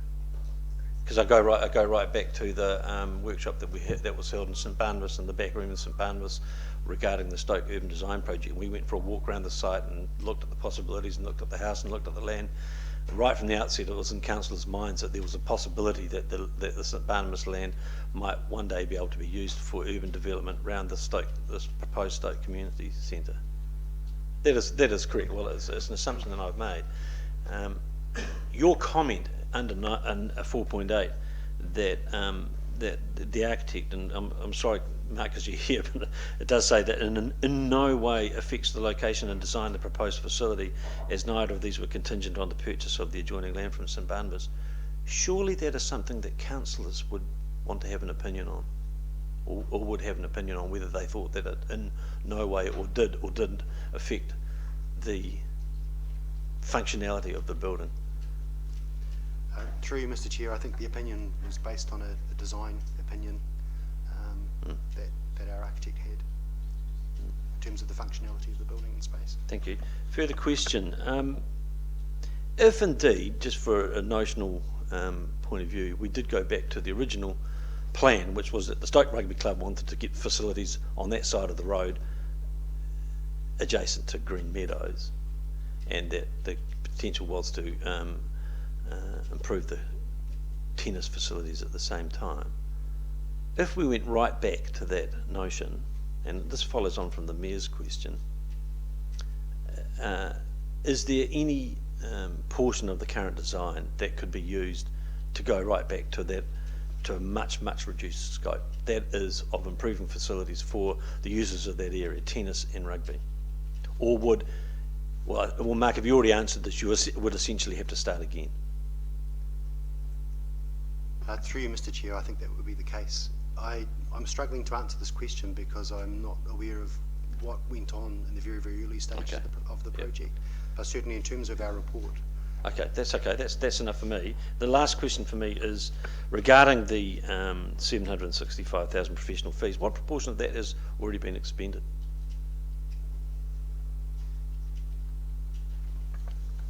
Through the chair, the majority of it. Okay. Thank you. Are there any further questions? Mayoress? Thank you, Mr. Chair. And I was a bit puzzled about your last line of question, because we've never considered a standalone building as this council with just sports, and I just want to clarify that. If I have never seen a design for just, that this council's considered for justice club rooms. I don't remember that, and I just want to be sure that that's not something that we started with for this Green Meadows project. No, I don't believe there is. So in terms of what we've got here, we had some, I want to go back to the comments around the users, and there were some comments in public forum about there being some issues with the people that were going to use this building, I'm not aware of there being any issues. So I just want to clarify with the officers that everything is as per council would have expected, that we've got Stoke seniors, we've got cricket clarifying their usage, we've got rugby ready to go in an agreement. Is there anything that's come to hand that's a problem since we last met? Through the chair, no, you're quite correct in that. In Stoke seniors as well has signified they'll be going there. So all 4 major user groups have all signified they want to use it. Councillor Fulton? Oh yes, I have a subsequent question around solar, and I missed whether you had a cost for the photovoltaic panels, whether you'd costed that, and also whether you've looked at all at forming a relationship with Solar City, who in fact provides it at no cost.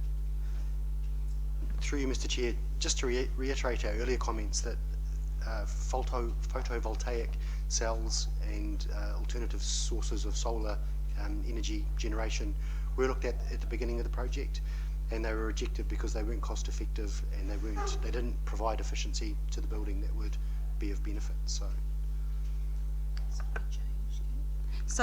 you haven't looked at Solar City, at forming a relationship with Solar City at all?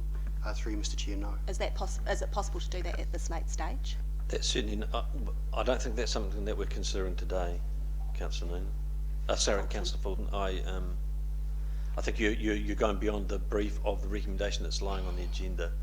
Well, I guess I'm just curious if when we go through this, I'm curious why a project's being undertaken which doesn't align up with our Vision 2060. So, you know, for me that's quite important. Well, with all due respect, Councillor Fulton, I think you've had ample opportunity to make that point. Okay. Thank you.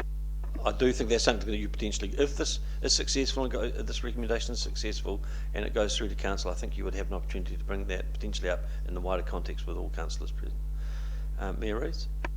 Well, sorry, I'm actually really interested in the line of questioning from Councillor Fulton. So I wanted to know from the officers, does this line up with our Vision 2060? Because I'm hearing Councillor pursue an angle on solar, but what I'm aware of is in terms of building efficiency and design, there are multiple options to deliver, and what I do want here is a building that does sit with our 2060 vision, that is what a sustainable building based on good innovation, good thinking, and actually I want something that is really good design. So I do want to know that that the things that have been taken out of this building have not therefore reduced it to a building that is now no longer going to be a key civic building and good design, and secondly I want to know that it is still meeting what I consider to be really important, which is a building that would be considered to be one representing sustainability. Through you, Mr. Chair, yes, I confirm that 2060 has been considered as part of the design, and we've explained there are numerous features within the building that, in terms of thermal performance of the building, that improve its operation. We've considered all those things. Perhaps Mr. Barron could answer the questions in terms of the look or the design of the building and how we've addressed that in terms of what we've removed. In terms of the savings, the items removed are predominantly well, we've taken out the things that you probably wouldn't notice. For example, shower doors and so on. Or we've downgraded the lights and so on. So there are items which I think you will not notice, which have been taken out, and we've drawn a line.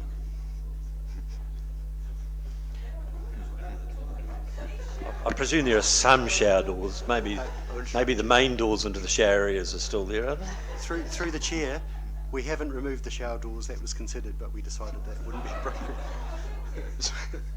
Sorry, I'm not quite up to speed. Excuse me. Can't you just use tacky shower curtains? With that one. Shower curtains are a cheaper option.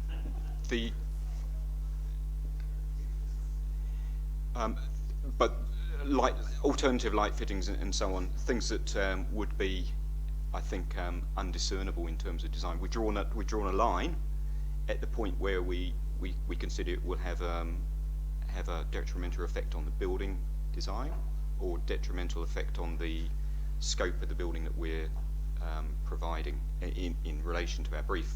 Now you're at liberty to change that scope, but we haven't been able to reduce that scope. Absolute clarity. We ordered a civic building. Are we getting a civic building of some presence in Stoke? Because that's what we ordered. And I'm asking this, and I'm sorry to step back in time, but we ordered a Mai Tai walkway that perhaps didn't come quite as we were wanting. I want to make sure that we're not doing a repeat of that. I understand that you go through iteration processes with building designs, absolutely. I've been through that process myself, and there are things that you can take out of that you think that you want, and then you can remove them, and you still end up with an exceptionally good product. I want to know that we've got an exceptionally good product here still. Through you, Mr. Chair, I can confirm that we consider that is correct. I think if we look at option 3 and start removing some of those items, then we would be affecting that. Thank you, Shane. That's good. Any further questions? Okay, Councillor Noonan. I'd like to move that the recommendation to council, I'd like to move that. And I'm happy to second that. So it's been moved and seconded. I'll speak to it. I'll now open it up for debate. Thank you, gentlemen. No, it's just been moved and seconded, and I'm now opening it up for debate. Councillor Noonan. Thank you, Mr. Chair. I think it's important that this recommendation does go to council. That I think everyone has an interest in this build. It's of a big interest to the community. My recollection was that the scope of the build actually came out of the consultation with the public. So it actually did change from what perhaps we thought we were going to be doing, because the public said, we're short of meeting spaces, we're short of an area where we can cook for our community and serve to them. So it wasn't our idea particularly, it came from the requirements from the community, and the design came out of that. That has been going for quite some time, and I think we need to be clear that actually it's not an idea that came from the table.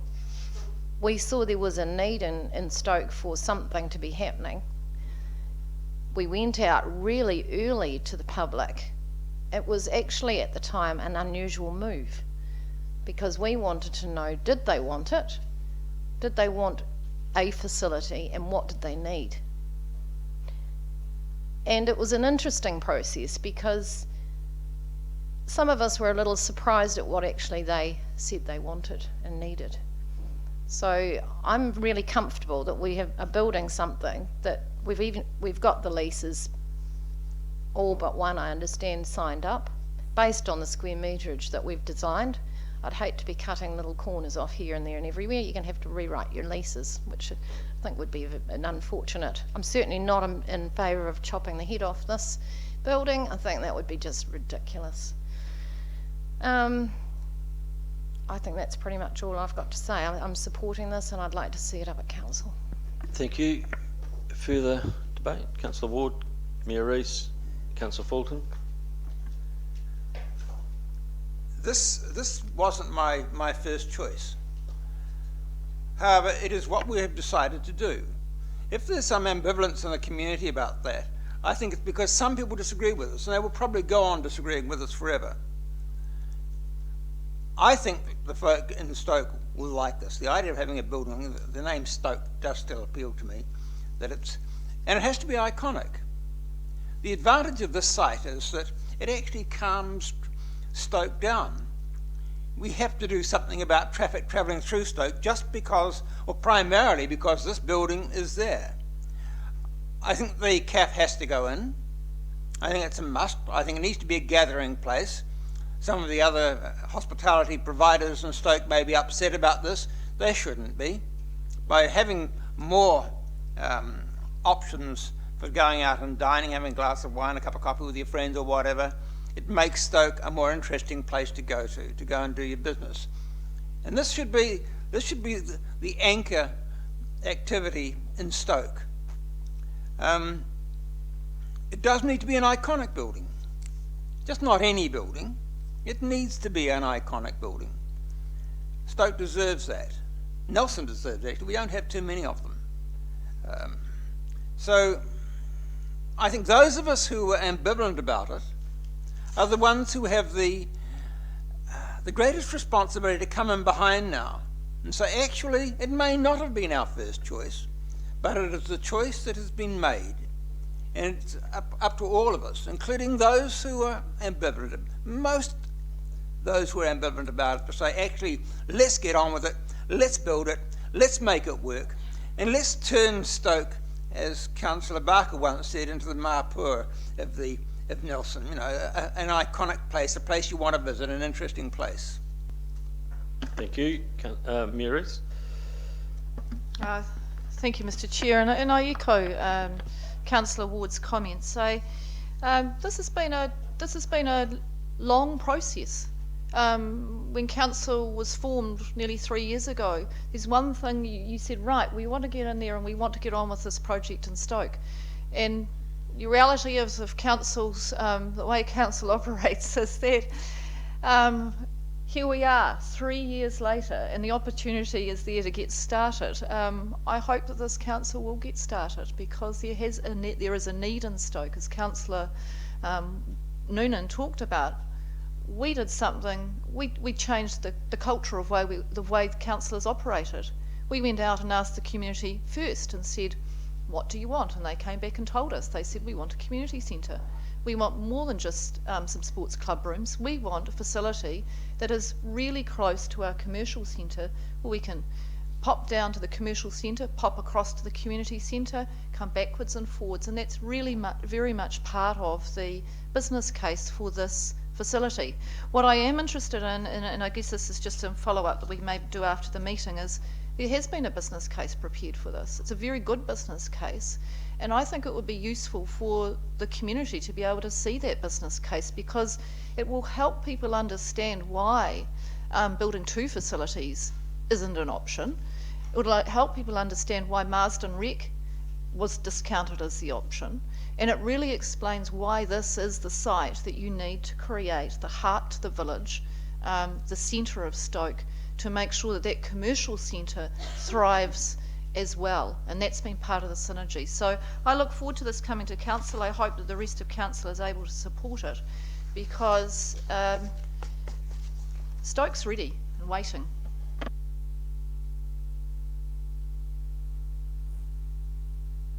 Thank you. Sorry, who do I have next on my list? I've lost the list. Councillor Fulton. Oh, thank you. Look, I think that this is a really exciting project, but my questions, I guess, have been around ensuring that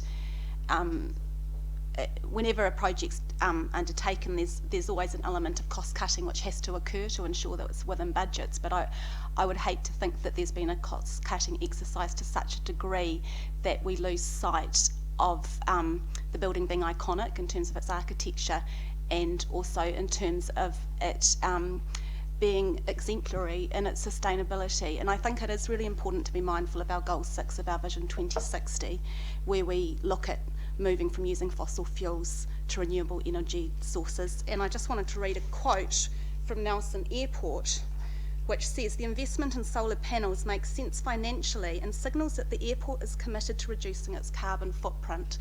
And I think that as a council, we need to role model that kind of behaviour as well. And otherwise, we're not walking the talk. And so I would hope that when this comes back to the full council, the officers have had a chance to look at whether they can collaborate with Solar City, because Solar City has currently got a scheme out where they pay the cost and they maintain it for the next 20 years. I see no reason why council can't participate in that scheme, and that we are ensuring that the building, in all regards, I'm hoping there's LED lighting still, in all regards is as efficient and sustainable as it possibly can be. Thank you. Any further? Councillor Laurie, Councillor Copeland, then Councillor Laurie, then Skinner. Yes, I'm amongst those councillors that have been rather sceptical of this project throughout the process. But here today I'm very happy to lend my endorsement and see this project green-lighted and go ahead with the budget increase. The reason being is I see this as a pivotal piece of the urban design puzzle of Stoke, and I'm very excited to see, again, as Councillor Ward spoke of, the traffic calming potential and the linkage across that main road of Stoke. I really hope it's going to be what I imagine, because I have far-reaching vision in terms of bringing that heart of Stoke together. I also really hope in the future, as the building has its users and develops its programs around its usage, that very much the needs of youth are kept front of mind in terms of the cafe space and in terms of the partnerships with organisations that may be able to help us to enliven that whole area of youth facility in Stoke, because I am not convinced we've yet to address the need, the very serious need that is there at the current moment, and for the foreseeable future will be growing. So I'm happy to get behind this. Yes, and I'm really looking forward to seeing how it develops over the coming years in terms of the programs coming out of that centre. So that's Thank enough you. from me. Councillor Laurie. Thank you, Mr. Chairman. My first year as a reporter for Radio New Zealand was in Wellington, and the big story was the Wellington Stadium, and the plan was to move the home of rugby and a lot of sport from the old athletic park to down by the water. And it was a massive argument, and it raged, and people got very angry, and it was very expensive, and there were problems, and there were questions, and there were cost overruns and everything else. But the stadium was built, and no one thinks that it isn't everyone thinks it's a fantastic thing today. So it reminds me a bit of that, and I understand that progress can sometimes be painful, but I do think this is progress not just for Nelson, and not just for Stoke, but for Nelson. And I think the cafe is essential to its development. If there isn't a cafe in there, when it opens, about 10 minutes after it opens, people will say, why doesn't this have a cafe? And then they'll say, bloody council, totally lacking in vision. We've got to think ahead on this one. I don't want us to be in that position. I'm also thrilled that when we're talking about the future of Stoke, we are all now talking about a role for the Stoke Memorial Hall. Because when we started this project, a number of people were suggesting we should just knock it down, and I don't hear anyone talking like that now, which is fantastic. So I'm supporting this. I also want to see great things happening in the Memorial Hall, and I say let's get on with it. Thank you. Councillor Skinner. Thank you. I'm supportive of a Stoke community and sports facility. If I struggle to support additional 350k, as we know, there's a good chance that won't be the last of the potential extra costs. As any business, organisation or charity, you've got to make some tough calls at times and some cloth cutting, etc. And that space, the front space area, as a meeting area, it would be very useful. As a cafe space, no. The community didn't ask for a cafe space, or cafe I should say. The community asked for a meeting area, etc. The cafe idea came about by the strong desires or whims of councillors around this table. It was not something come from a community platform. So I'm juggling with that when we've got to make some cuts. That seemed like an easy area to cut, but then I got to weigh up, and I think it needs to go to full council to weigh up if we retain that space at the front, where you call it the head, etc., and the usage of it. But I don't see us retaining it for a cafe. That's definitely not what it's for. People in Nelson, working people, family people in Nelson, who this civic centre is designed for, haven't got the time or the money to be drinking lattes. And if it is a sake of redesigning it as a cafe, you've got plenty of cafes around for the community to meet, and that's not what they're asking for. And of course, we enjoy meeting there for that. So yes, I'm glad it's going to full council. I want to make this happen, but we do have to make some cuts, and some of these cuts will hurt. But it's a decision you make in everyday life, and you move on from that. So I don't want to see this as coming back to this and find it's crept up some more. As you can see from the project when it beginning our term, or even prior to that, there were costs and ideas set, and it seems to have grown and grown and grown. So at some point we've got to make some tough decisions and cut the cloth. Thank you, Councillor Skinner. What if we insisted that they served lime milkshakes? Well, you just made my decision quite hard now, yeah, and okay. pies. Just testing. Councillor Matheson? Throw in the pies. I didn't say that. I just actually, this is the last step that we're going to make to the start of this project, as far as I see it. We've confirmed we're going to be doing the groundwork, we've confirmed we're going to build the building, and then hopefully today we're going to confirm that we're going to put our green touch on it. So I don't want to talk about it too much, because I joined a team of people roughly 3 years ago at the request of the Mayor to run a project as the start of a major project or major journey for Stoke. And I just personally want to thank that team of councillors who got together on a very regular basis and threw their visions into the middle of the room and kicked them around and had cafes and all sorts of things they fought for.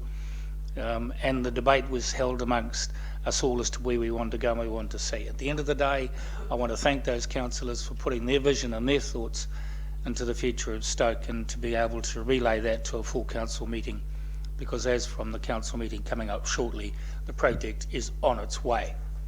But we've got to remember it's stage one of a long-term project for Stoke. And while we're all working very hard now to try and redevelop Stoke and to connect it amongst itself, we're still having hiccups which we have to combat. And I commend the Mayor the other day for bringing up the issue regarding Westpac and the bank.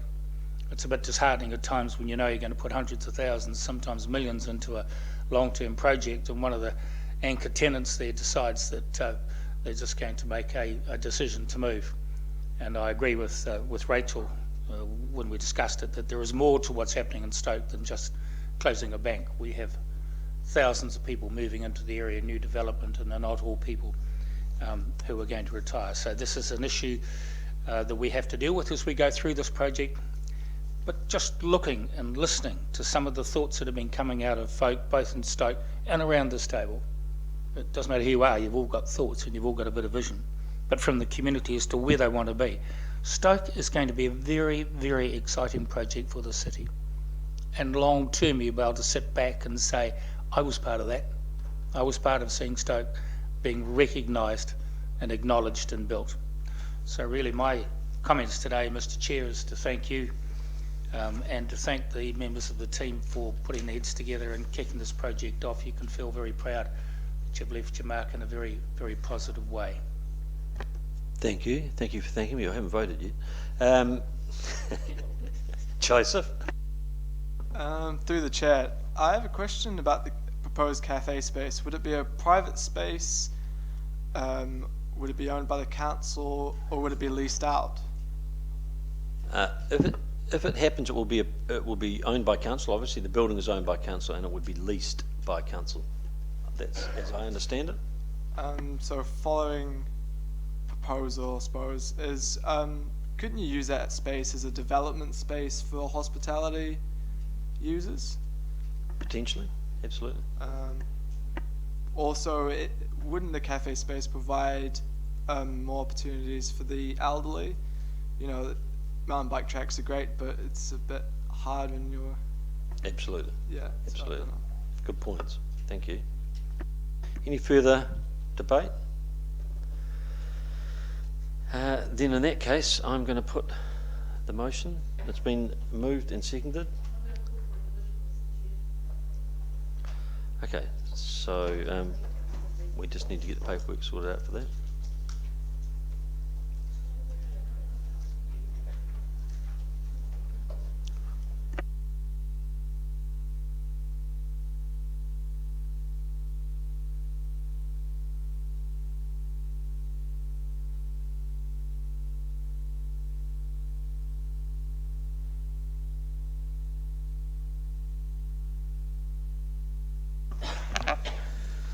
So the motion in front of us is that it is recommended that Council approves an additional $350,000 be included in the 2016-17 financial year to complete the Stoke Community and Sport Facility project. Councillor Copeland. Councillor Laurie. Aye. Councillor Matheson. Councillor Noonan. Councillor Skinner. Nay. Councillor Ward. Aye. Her Worship's Mayor. Aye. Councillor Rainey. No.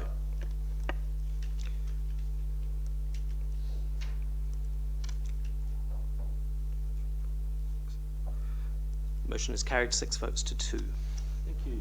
Thank you very much. We'll move on to the next item in the agenda, which, no, hang on a second, we need to move back in the agenda to item number 9, the campground review, which is on pages 28 to 89 in the agenda. And I think Mr. Ward is going to speak to this. Thank you, Mr. Chair. So, Council commissioned a review of its campgrounds. There was a council workshop with the consultant present to present his findings. I think the summary is that we need to have a clear understanding of the different campgrounds and what they offer the community, and there were some general recommendations that were made in terms of moving forward, and it's recommended that the committee recommend to council that we adopt those recommendations as listed in the recommendation. Thank you. Okay, so it's quite clear. First of all, I'll move that we receive the report campground review and its attachment, noting that the capital improvements to the Maito motor camp will be considered as part of the development of the 2018-2028 long-term plan. Would somebody like to second that? Councillor Ward, thank you. All those in favour, please say aye. Those against? Carried. So there's a suite of recommendations there as set out on page 28 of your agenda. And these are recommendations to council. You've read them through. Do you have any questions of Mr. Ward? Councillor Noonan. Thank you, Mr. Chair, and I apologise for not raising this earlier, but on page 60 we've got the recommendations at 5.6, but they start at number 6. I'm just wondering if there are 5 that we haven't considered or whether they've misnumbered. But if you go to the next page, there is 5 to 8. So I'm actually a little confused as to what the recommendation, how the recommendation that we're going to be passing relates to these recommendations, whether there are any missing or whether it's just a numbered problem. So through the chair, there are no hidden recommendations. The recommendations, and if we go to page 40 and 41 of the agenda, which is the summary, you see the numbering there starts off 1, 2, 3, 4. I believe there has been an error in terms of the numbering carrying on through into different tables, but the summary recommendations as presented on pages 40 and 41 are the ones that are recommended that council adopts. So it's a formatting. It is a formatting error. It seems like it's a formatting issue. I just didn't want to be missing. Yep, thank you. Any further questions? Councillor Laurie? I'm sorry if this sounds a little bit provocative, but when I was reading these recommendations and I thought that we'd gone through a review process, they did all strike me as examples of stating the obvious. And so I guess the question I need to ask is, why did we need to carry out a review to tell us that we should do these things, which I would suggest are blatantly obvious? So through the chair, I think the key question council had when it asked for the review was whether we actually needed 3 campgrounds and the rationale for actually holding on to the 3 different campgrounds. As the review progressed, it was clear that if you didn't have a strategic vision for your campgrounds, then there was no point in having 3. You may as well rationalise. But what came through with the consultation, particularly with stakeholders in the community, was they did see a clear distinction between the reasons for holding the 3 campgrounds, and that they potentially, if marketed properly, and would attract different groups to use. So there was clear, unique selling point for each of the campgrounds, a clear rationale for each of them to be run independently. So I suppose through the chair that the most important thing we've got out of this is we should have these campgrounds. This is the conclusion we've come to. That's correct. Yep. Okay, thanks. Further questions? Seems pretty clear. Everybody's read the report. Everybody's seen the recommendations. Councillor Skinner. Just want to foreshadow an amendment to this. As you're probably well aware, I'm quite keen to get the Brook Valley Holiday Park open for paying guests.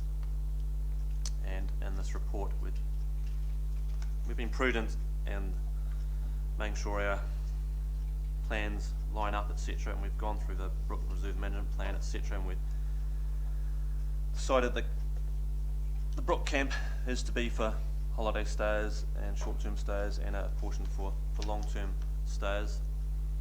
At the moment, the camp is it's not open as it should be, and we've decided to at some stage open it.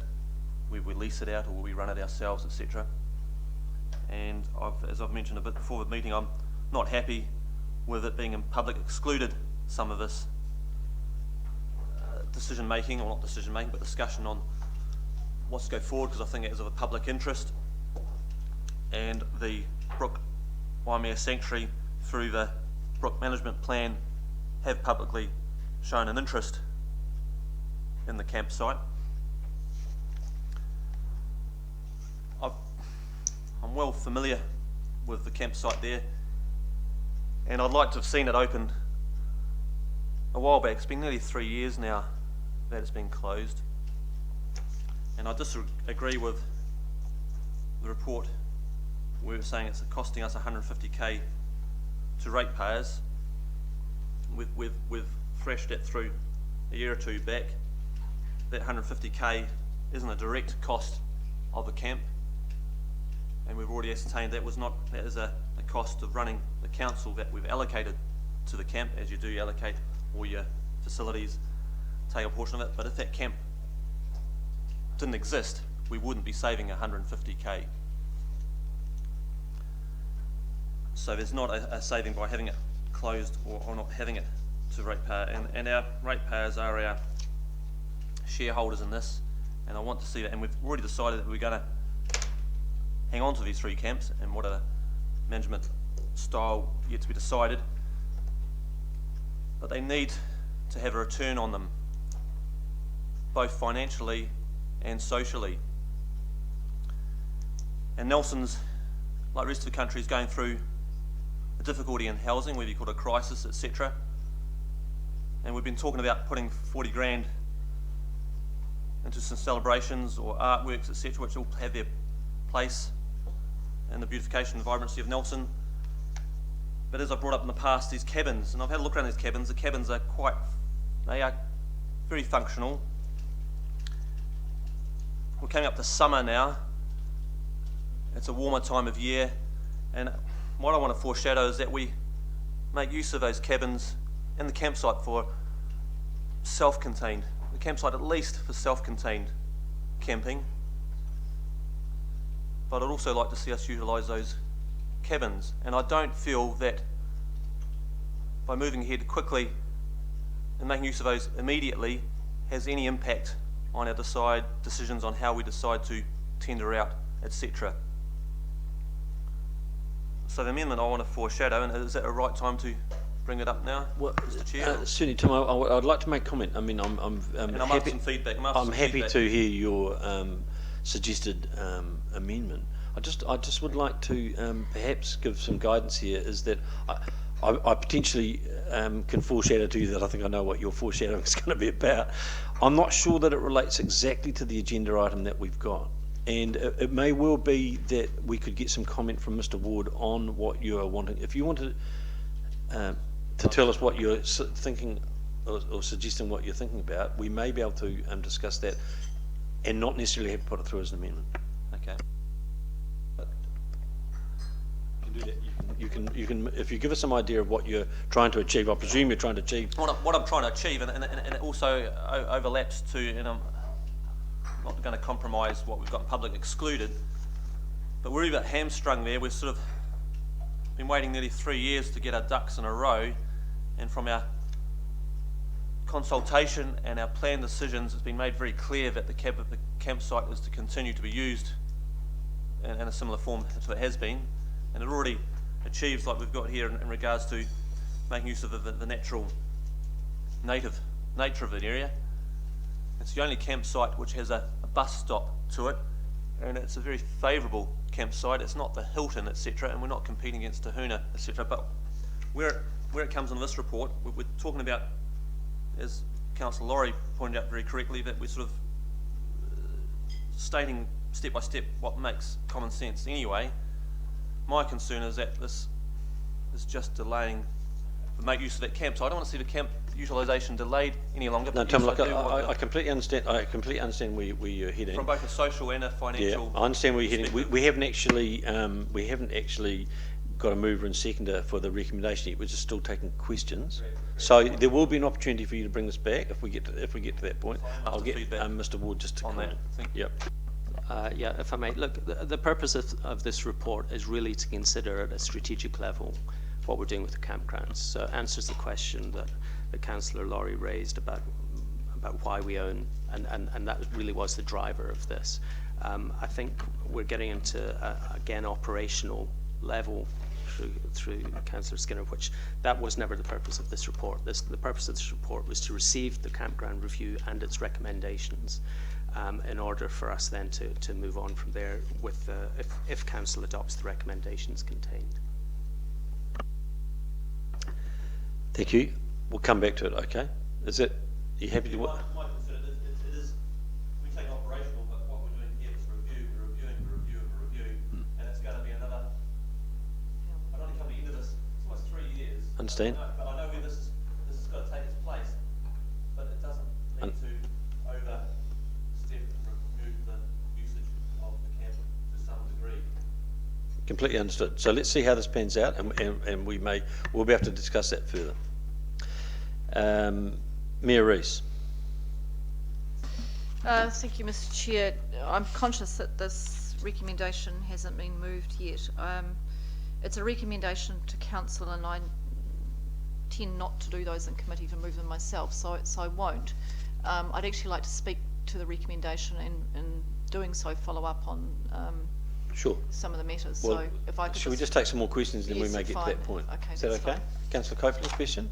Thank you. I've just got some questions as to the recommendation itself, if I may, and the wording of the recommendation. I'm looking particularly at point number 2, council should encourage each campground to work with Nelson Tasman Tourism. In reality, should we choose to approve these recommendations today, what will be the trajectory or the work stream flowing out of that? Those words should encourage are fairly loose, and so is there any mandate contained within this recommendation? So thank you. Through the chair, I guess there are two parts to the answer. One is that we have current lease arrangements in place with both Tahuna and the Mai Tai camp. I think we can strongly encourage the operators of those to work with Nelson Tasman Tourism, and I think that's likely to. I think that will be received well. The other part of it is us encouraging Nelson Tasman Tourism to work with the campgrounds, and that's where we have slightly more influence, given that we fund NRDA to deliver those services on our behalf. So encourage, certainly in terms of the campground operators, have a genuine dialogue with Nelson Tasman Tourism around engaging, and look, the importance of the visitor sector. I think these are conversations we have to have. So while we say encourage there, we will be pushing forward with having those discussions.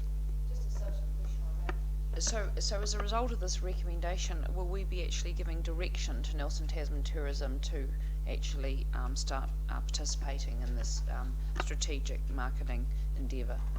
So through the chair, I think it's a two-way conversation between the campground operators and Nelson Tasman Tourism, but we would certainly be saying it's to both that it's a conversation that should be happening, and we'd be happy to help facilitate that. Any further questions of Mr. Ward?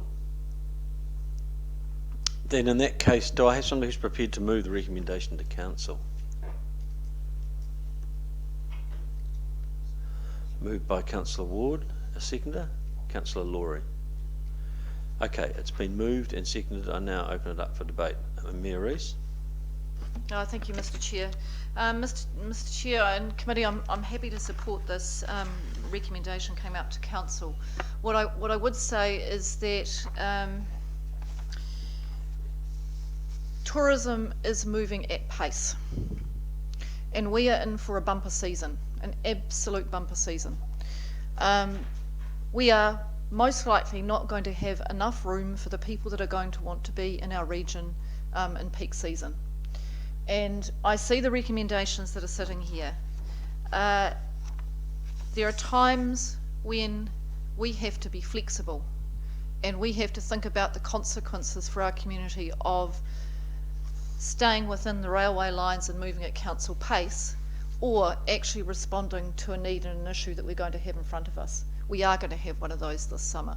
And I have are in the process of discussions with Mark Rawson, the Chief Executive of the Nelson Regional Development Agency and Nelson Tasman Tourism, to get together the key players who are going to be responding to our very, very busy summer season, because we're going to have to think about whether we have a role to play. I understand that we're going through some strategic decision making with these campgrounds, but this summer it may be that we're going to have to be a bit flexible, ready to respond, to think about how we can accommodate some of the visitors coming here. It may be that we have to take an approach that says, look, Brook Camp, actually we're going to need you to be there as part of the solution. Maitai Camp, we're going to need you to be on board to get as many people as we can into places in the city.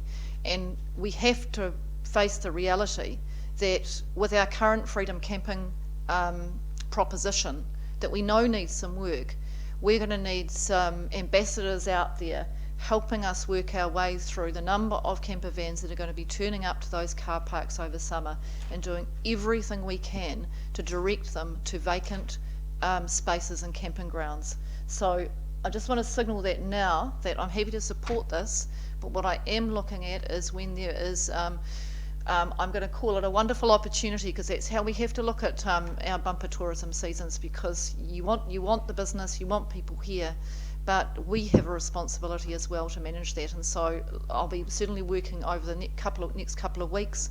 By the time this comes to council, we may have some additional matters that we just want to put into play in terms of how we address that coming season. Thank you for that. And my only comment would be that we have moved at an operational level previously to work to open the Brook Camp on a limited basis. As we're aware, we've done that previously, and I'm sure that the aspirations and views around the table have been noted by staff, and I agree with the Mayor. We do need to be able to be flexible and proactive regarding this. However, I'm not necessarily sure that it needs to be embodied in the recommendation to council that we've got in front of us, which is a high level support of a review going to full council. So no, I agree. And for clarification, Mr. Chair, that's exactly why I'm not moving anything here. Absolutely. So, what I'm signalling to you is when it comes to council, I may have some more to report back on. It could well be, absolutely, it could well be that there is a separate piece of work at that council meeting on that particular issue. Councillor Skinner.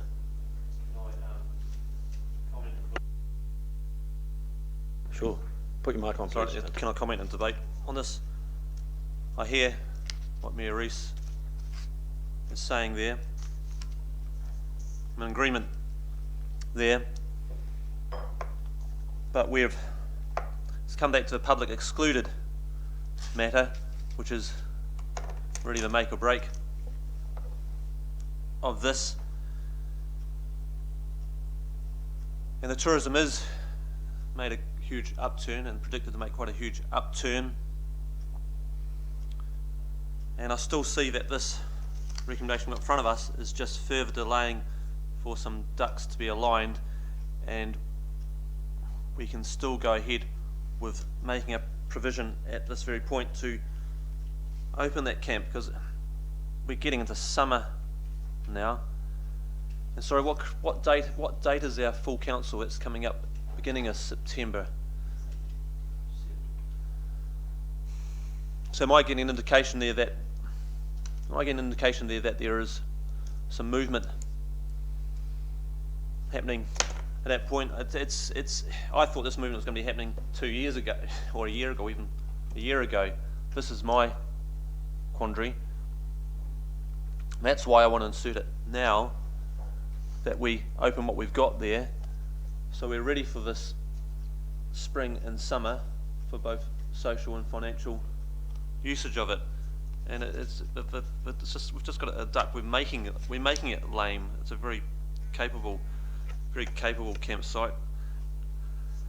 So really, testing the waters and what support I'll get with, if I was to foreshadow an amendment, basically stating that the Brook Valley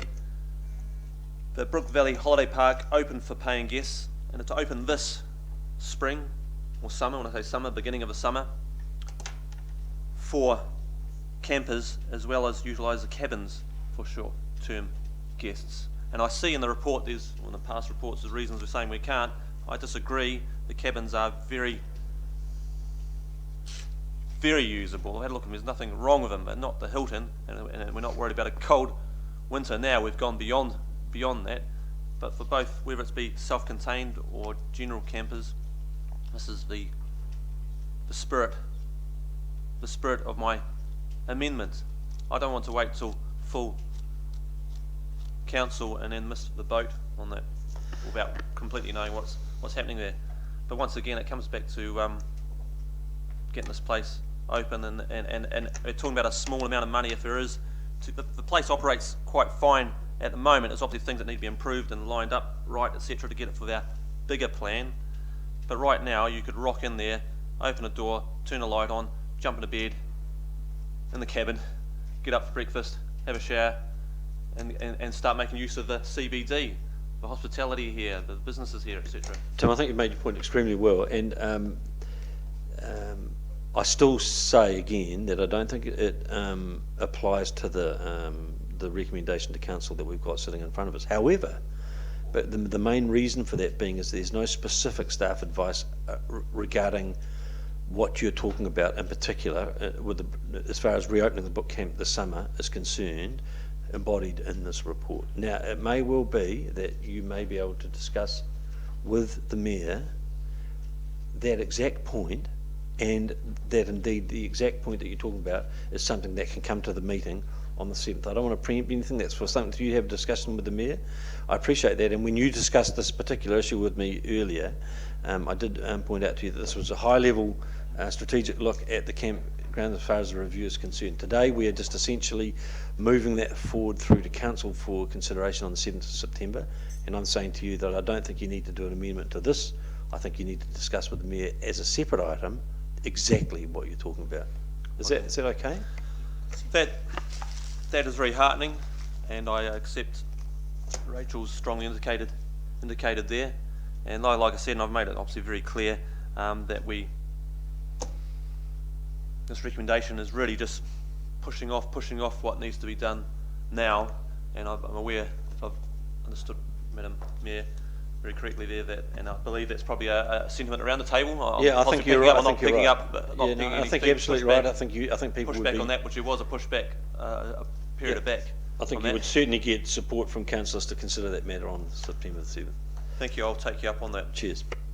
Councillor Laurie? No, I actually don't need to ask my question now. Okay. Any further debate? Question? I just wanted to say, Mr. Chair, that I support Councillor Skinner and his approach to using whatever facilities can be used this summer at the book camp. So if he would like me to help, I'd be happy to assist. Thank you, Councillor Noonan. Oh, Councillor Laurie, you've returned. Right, sorry, now I do need to ask my question because it's come up again. I was hoping it would be left to lie, but picking up on Councillor Noonan's comments and picking up on what Councillor Skinner has been saying. Through the chair, I would like a little bit of clarity as to the direction that we may be heading in when it comes to the Brook camp, because one of the things that I've heard Councillor Skinner discussing today is the housing crisis. Are we, as Councillor Skinner, are we talking about opening the Brook camp for more permanence, or are we talking about using it for tourist accommodation?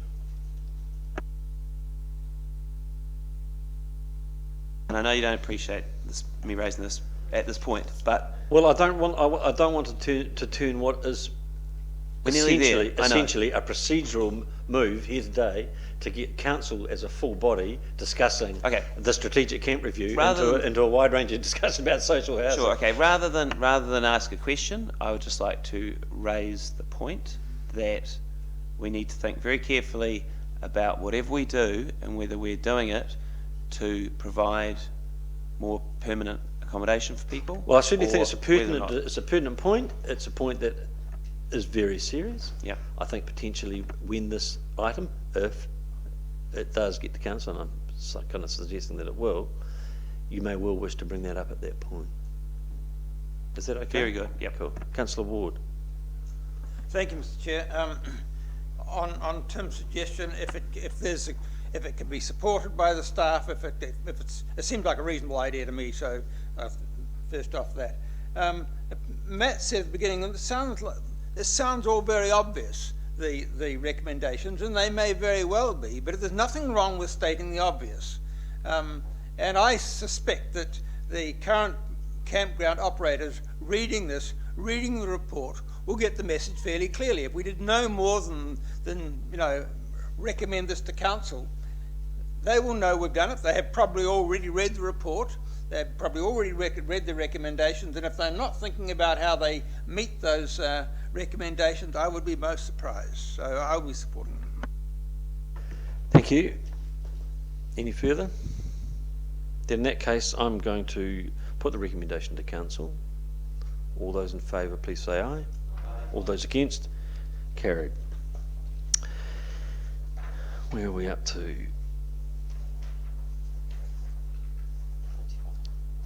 Page 95, item number 11 on the agenda, community development, emergency housing update. I'll move that we receive the report, emergency housing update, and its attachment. Can I have a second? Second by Councillor Ward. All those in favour, please say aye. And I'll ask Mr. Ward to comment. Yes, thank you, Mr. Chair. This was really just an update on a couple of things that have been happening. The Youth and Community Trust had been providing for some services to youth in terms of emergency housing, and Nelson Tasman Housing Trust, which operates as an umbrella for a number of organisations in the community, had also been looking for funding, and given that there had been changes in the availability of the cabins down at the Tuna camp. I can report, just to add to my report today, is that yesterday we signed an agreement with the Salvation Army in order to provide the youth services, so that I can confirm that, and I can also confirm that the Housing Trust have progressed their plans for their with their money that they receive from the Community Investment Fund. So both we have addressed both the issues that were outstanding. Thank you. Thank you. And procedurally, this is a new one for me. We can just note the next point, that the allocation of funding made by the Community Investment Panel to provide emergency housing and youth emergency housing services. We don't need to move or pass that, do we? We're just noting it. But the next, we have to decide to note. Oh, okay. And the next one, which is a request that the Mayor writes to the Minister of Social Housing and the Minister of Social Development, asking that those ministries make funding available for both emergency housing and support services for those in emergency housing in Nelson. So can I have a, well, I'm happy to move those 2 points, the note and the request. Can I have a seconder for those? Seconded by Councillor Noonan. But we may have some further questions about that, and then I'll open it up for discussion. So a question from Councillor Copeland. Thanks very much, Pete. I'm questioning really around the amounts that have been allocated.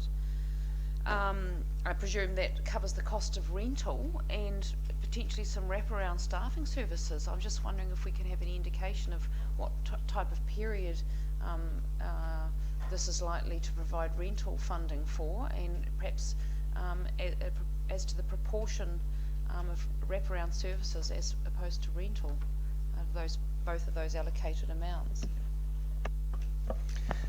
So the two contracts are somewhat different. The Salvation Army have entered into an arrangement on meeting as needs arise. They will draw down funding to meet with whatever clients they get put in touch with.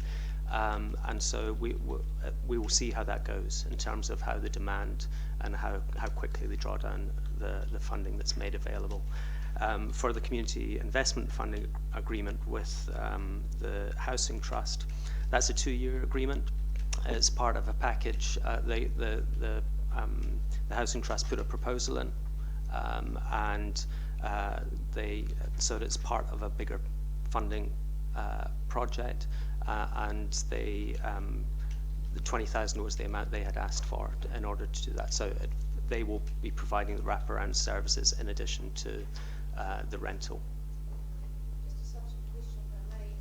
Salvation Army contract, in that case, what facility do they actually use on a drawdown basis?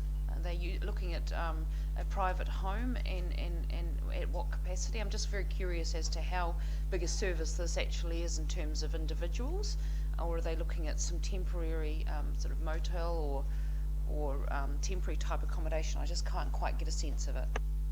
So I'm not sure of the detail in terms of the Salvation Army, because that was only agreed just yesterday, but it is based on the model that the YCT ran. So the concern from the committee was that there would be a gap in service provision with the loss of YCT.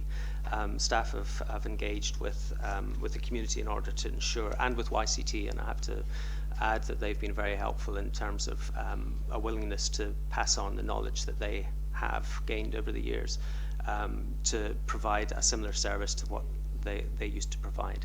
And I believe the YCT used to deal with local accommodation providers in order to fit young people and provide wraparound service to them in those locations.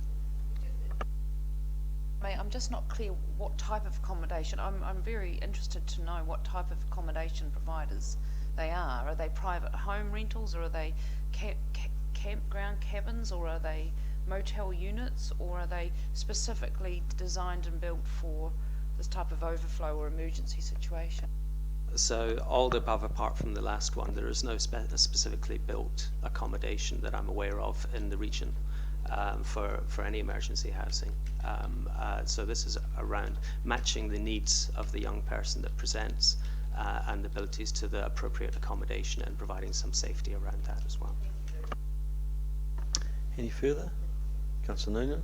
Oh, thank you, Mr. Chair. Look, I just want to get a real sense of what's happening here, Mr. Ward.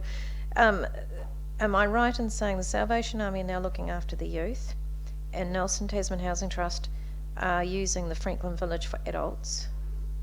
That's the first part. That's correct. So we're then left, and I'm referring to page 98 if anybody wants to follow. The other option was, they're saying that the big implications for the project are that without the Ministry of Social Development funding, they can't do option A, which is 71 Green Street. So I just want to know, how is 71 Green Street operating? Is it operating or not? It is not being operated as emergency housing. But, so subsequently, through the chair, is it the desire of Nelson Tasman Housing Trust, if they can get some government funding, they want to do that? Through the chair, it certainly was the desire of the Housing Trust. I believe that opportunity is not available. Gone past? Yeah. Okay. All right. So now we want to write to we're asking the Mayor to write to the government asking for additional funding. So, because it sounds to me like it's the funding mechanism from the government was just too difficult for them to meet. Through the chair, yes, I believe there are I think there are 2 or 3 ministers with overlapping responsibility in this area, and it means that the announcement from the government that there would be funding for emergency housing was restricted to physical providing bed space. It wasn't, there was no funding available for those wraparound services that virtually everyone who's in an emergency housing situation needs. Just one more final question, Mr. Chair, if that's all right. I just want a sense of the need, and I don't have that, and it's not something that you probably put in a report, and it's probably something that's a moving feast. But in Nelson, what is the gap for adult? I think we've got the youth are covered. Is there a burgeoning need for housing that we can't satisfy in our region? Through the chair, to be honest, we don't have good information on what's required. I would say that the Housing Trust were at pains to find a solution because they recognise there is a need out there. The two cabins that they used to run weren't filled 100% of the time, but that may more a reflection of at any given time they could only support 2 families, and so if there were, it was a timing issue as much as anything. I think the Housing Trust are continuing to work with their umbrella organisations that they umbrella to more clearly define the need, and that will inform. I should just add that the invitation has been open to the Housing Trust to look at what the long-term solutions might be. We had a short-term issue, and we've stepped into the gap in terms of providing funding for a short-term solution to that. But I've encouraged the Housing Trust to go away and have a think about what a better long-term solution might be, in order to which could potentially make better use of the funding that's available. Thank you very much for answering the questions. I just want to make a comment that I have a little bit of a fear on this one because I'm not sure what we're dealing with, and I think we should know what we're dealing with. I just feel like we should do a little bit more research on this and find out what the requirements are out there. Is that something we can ask for a report on, just to see what we are dealing with and what's in the looming? I'm a bit worried about it, I'd have to say. So through the chair, I think we can only, it's very difficult to get accurate numbers because we have people who are in situations where they may be sharing a family home, and suddenly there is a dispute within the family, and that option is taken out. There is people that are sharing with friends or in short-term tenanted accommodation and get told they have to leave that accommodation, and then circumstances mean they can't find. So there's a number of different drivers, and I'm not sure you can at any one point in time, hand on heart, say we have got X number of families in need. We know that there are a number of different drivers, and we'll see what usage we get from the Franklin Village through the Housing Trust. Thank you. Okay, I have Councillor Ward, then Mayor Rees, then Councillor Copeland. I came along to the studio one morning. There's a guy sitting outside my studio with a cold bottle of Coke and jandals, and there was a frost. I suspect he'd been sleeping rough, but he could have been at the emergency house and been pushed out. It was 8:30 or whatever. And I see others wandering around that I believe sleep rough.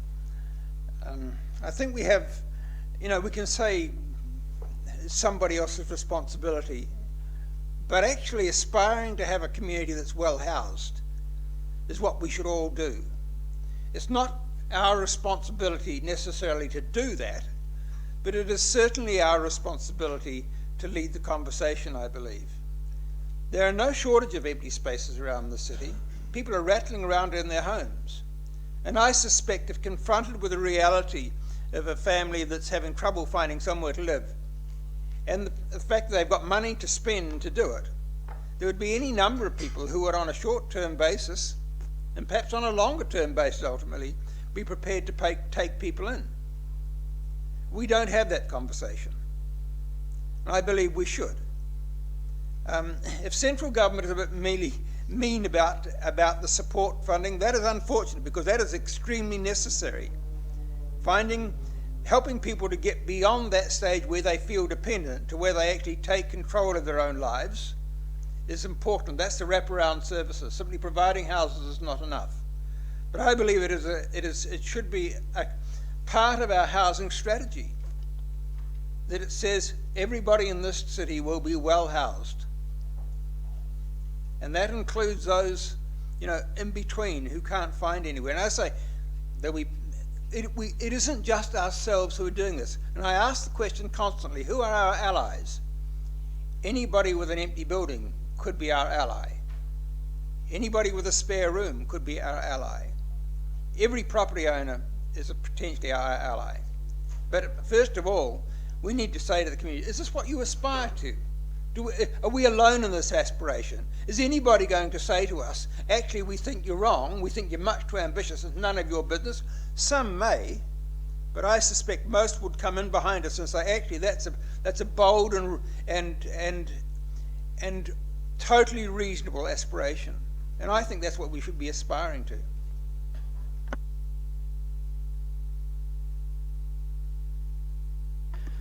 Thanks, Mike. Maurice? Thank you, Mr. Chair. Has anyone moved the recommendations today? Yes, it's been moved and seconded. I'm very happy to support these recommendations, and I want to acknowledge the initiative taken by the staff and the community investment panel for engaging and finding a solution here, even if it is a partial solution and a short-term solution potentially. Emergency housing is a very, very complicated issue, and the reality is that for many of the people that are needing emergency housing, they have multiple needs, multiple really serious needs that need that wraparound service. It's more than a home or a house that they need. For about half of the people that end up in emergency housing, the objective is, for about half of the people, there's a possibility of getting them into stable accommodation. For the other half, it's a long-term process of going in and out and in and out of emergency housing while other issues are addressed. And often it is a iterative process of getting to the point where somebody recognises that they have a suite of other issues that need to be addressed. And once they start to acknowledge that and address those, their ability to get some stability in their life becomes more possible. There are all sorts of options that you could think might be appropriate for emergency housing. And I certainly have had sufficient discussions with the providers, and to know that, well, we might think that cabins and camping grounds are a solution. Their professional view is that they're not. That because of the needs of the people that are in emergency housing, and that's for most of them, there might be the odd exception where that will work because of a very short-term set of circumstances that says, yep, this is a short-term fix. Something's happened that's going to come right shortly, but that's not the norm of why you're in emergency housing. That actually what you need is something where you have got that wraparound. And the challenge at the moment is that that funding is not there. I understand the pressure that is going on all around the country in terms of housing. Emergency housing is a very specific part of that, and it's a very high needs part of that mix. I am very happy to write to the ministers. I think in Nelson we do have the ability, and I keep talking about this, we do have the ability to be a model 21st century community. We really do. And I go back and I think about what sits behind that 2060 document, and that is aspirational, but it's also grounded in some reality about this community, and this community has the capacity to care. And I think we, like Councillor Ward, that we all have an obligation to participate in this being a caring community, and this is part of it. This is some of the most vulnerable people in our community with some of the most complex needs, and we can't be the solution, but we can certainly be part of the conversation to coming together as a community to do what we can.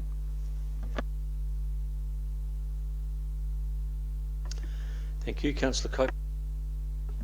Yes, and I would like to endorse the Mayor's comments as well, and also clearly this council is keen in seeking out active partnerships that will help us address this very serious issue of emergency housing.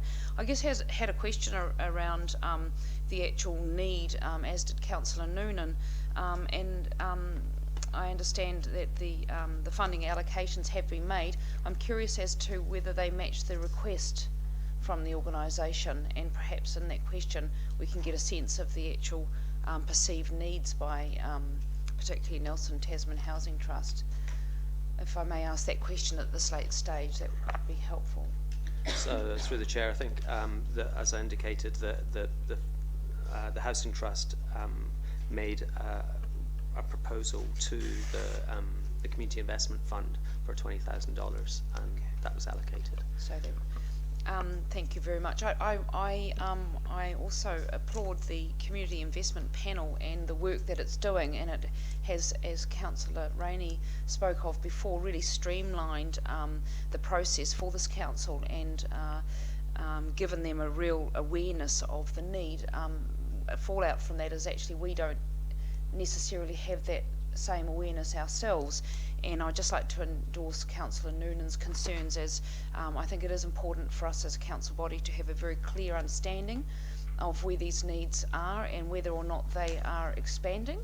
That is the concern, and if that is indeed the case, that we are finding, as they are in Auckland, that we are having an increased need for this type of emergency housing, then maybe we can cast our minds to some appropriate social housing partnerships in the new term of council, and continue to seek opportunities to work with organisations in this space. So I think there's a clear signal from this council that we do care, and we are we're keen to continue this conversation. Thank you very much. Councillor Skinner.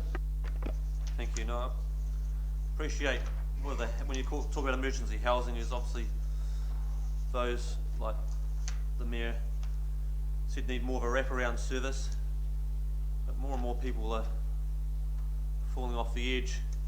We just need some transitional housing between whatever's happening, between job changes, moving, etc. Trying to find somewhere to rent in this housing situation at the moment.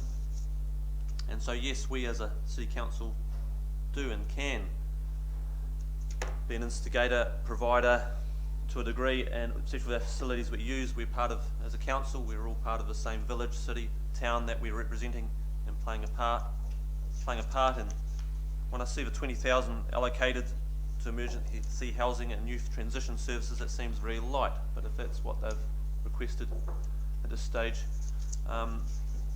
do what we can, and I'd push to allocate more, but that will be at another point of discussions.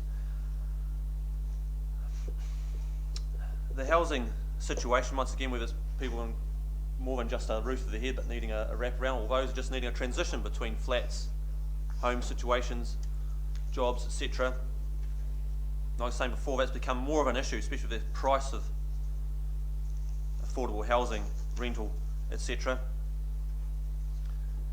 And there's groups, more than just formal groups, involved in this. A lot goes under, not under the radar, well, does go under the radar. As Councillor Laurie may have pointed out, with the Anglican Church, you may think they are shrinking. That is not the case. The Anglican Church and many of the churches play a very important, pivotal role, not just spiritually, not just community-wise, but in the housing-wise. Either the individual parishioners taking people under their roof to help them out, or actually providing services with their own funds, or those generously given by the community, not just the church communities. So they may not be, you may think they have a brick and mortar, which would be wrong to think brick and mortar is not essential, though they have a great access, or not access, but usage of buildings, etc. But a lot of that growth is happening, and it's pushed upon them at this time of being, where we're going through a bit of a cycle, we may say, a bit of a crisis, or a change in market. But the church has been drawn on more and more to help out there. So I'd like to see us do as much as we can, and I greatly appreciate us, through the Mayor, writing to the Minister of Social Housing, though Paula Bennett, I'm not sure, it's been a bit disappointing in that area, to be honest, but I hope, do you think we are going to get some ground on that? Because a lot of that services, once again, a lot of those services we call housing, etc., has been pushed on us as a council, and we've got to do what we can to ride out this storm and help out as much as we can. But I do appreciate we're writing to the Minister of Social Housing and Social Development to get as much help from that, and I commend the Nelson Tasman Housing Trust and the youth services for that. But this does draw, I know I'm rattling on a bit here, but it does draw on a real heartstring here, because it's not something to say is not happening in Nelson, that it's just figment of imagination, etc. It is happening. It is very much happening. You didn't see the amount of people a few years ago living at rough, and there's few that can survive living at rough, and we've got to provide as much as we can. And I realise there's other services we've got to make for experts of this, but as everybody in the community, not just as ratepayers and councillors, we've got to do what we can with the facilities we have. And even if we do take a hit on it, it's something we've got to do for humanitarian reasons. Thank you, Councillor Skinner. Thank you, Councillor Skinner. Before I go to Councillor Barker, I would like to remind members of the committee that we have no lunch ordered today. We have a fair amount on the agenda still to get through. So can we try and keep our comments to as brief as possible? Councillor Barker, you. Always trying to be as brief as possible and as concise and as accurate as I can be. I want to feel that the Mayor will write in the strongest possible terms about this matter, because I'm concerned at the continued creeping transfer of responsibility and costs from central government to local government. Absolutely concerned at it. There's $40,000 later in the agenda going to the Nelson Tasman Housing Trust for this matter. 20,000 this year, 20,000 next year. It's not a new problem either. For decades we've had problems of people sleeping under bridges in Nelson, and the council has done a lot over the years. The 2 cabins that went were based at the motor camp. They were used in off-season, and they were not long-term. They were just for very short-term emergency situations. They were abused, and there was a problem with that. But we now are escalating those 2 cabins into a $40,000 solution. I don't know who that is. Yeah, and that's where I see this as just a creep further towards reallocating it to Nelson. There is no responsibility on Nelson Tasman Housing Trust to actually be an emergency housing provider. They're a community housing provider, not an emergency housing provider. They've come into this role simply because they were the person that referred people to Tahuna Beach Holiday Park, to those 2 cabins that were made available free of cost and without any cost to the ratepayer. We are now faced with $40,000 of ratepayer funds going into something that was not costing anything in the past. So the Mayor, I will be seeking her to write in the strongest possible terms to the ministers. Okay, can we move on? Any further points? Then we have the point that we've noted, and we have the request to the Mayor have been moved and seconded. I'm going to put those. All those in favour, please say aye. All those against? Carried. Okay, let's move forward in the agenda to the Marina Advisory Group, item number 12 on the agenda, page 99 through 105. Mr. Ward will comment. First of all, I'll move that we receive the report. Seconded by Councillor Noonan. All those in favour, please say aye. So thank you, Mr. Chair. I think the report is fairly self-explanatory. As we've gone through the process of consultation on the marina strategy, it's become apparent that there's a real desire to engage further with people in the community that have an interest in making the marina work. And recognising that it is a limited space, there are a number of activities that take place down there, and has felt that this is the establishment of this advisory group would be beneficial, not just in the short term, but potentially in the longer term as well, in terms of marina operations and planning for the future. Thank you. Thank you. some succinct questions. Councillor Copeland? It's not really, it's a point of order. I'm just wondering if the members in the public gallery would take a conversation outside. Yeah, I think it's a fair point. Sorry, if you do wish to have a conversation, I'd appreciate it if you do it out in the foyer. Thank you. It's just a wee bit distracting. Thank you. Any question? Sorry, any questions? Fairly straightforward. And yeah. In which case, are you happy to move? You're happy to move? Okay, so the Mayor's happy to move the recommendation to Council.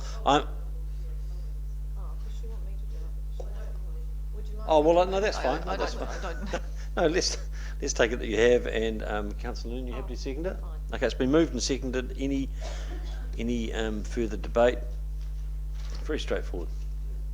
Rachel. I'll just speak to it. I think it is straightforward, and I was really impressed actually with the people that came to that meeting. They've got a genuine interest in the marina, and this is a part of delivering our long-term plan objectives, which is all about partnership. It's about getting out, engaging with the community.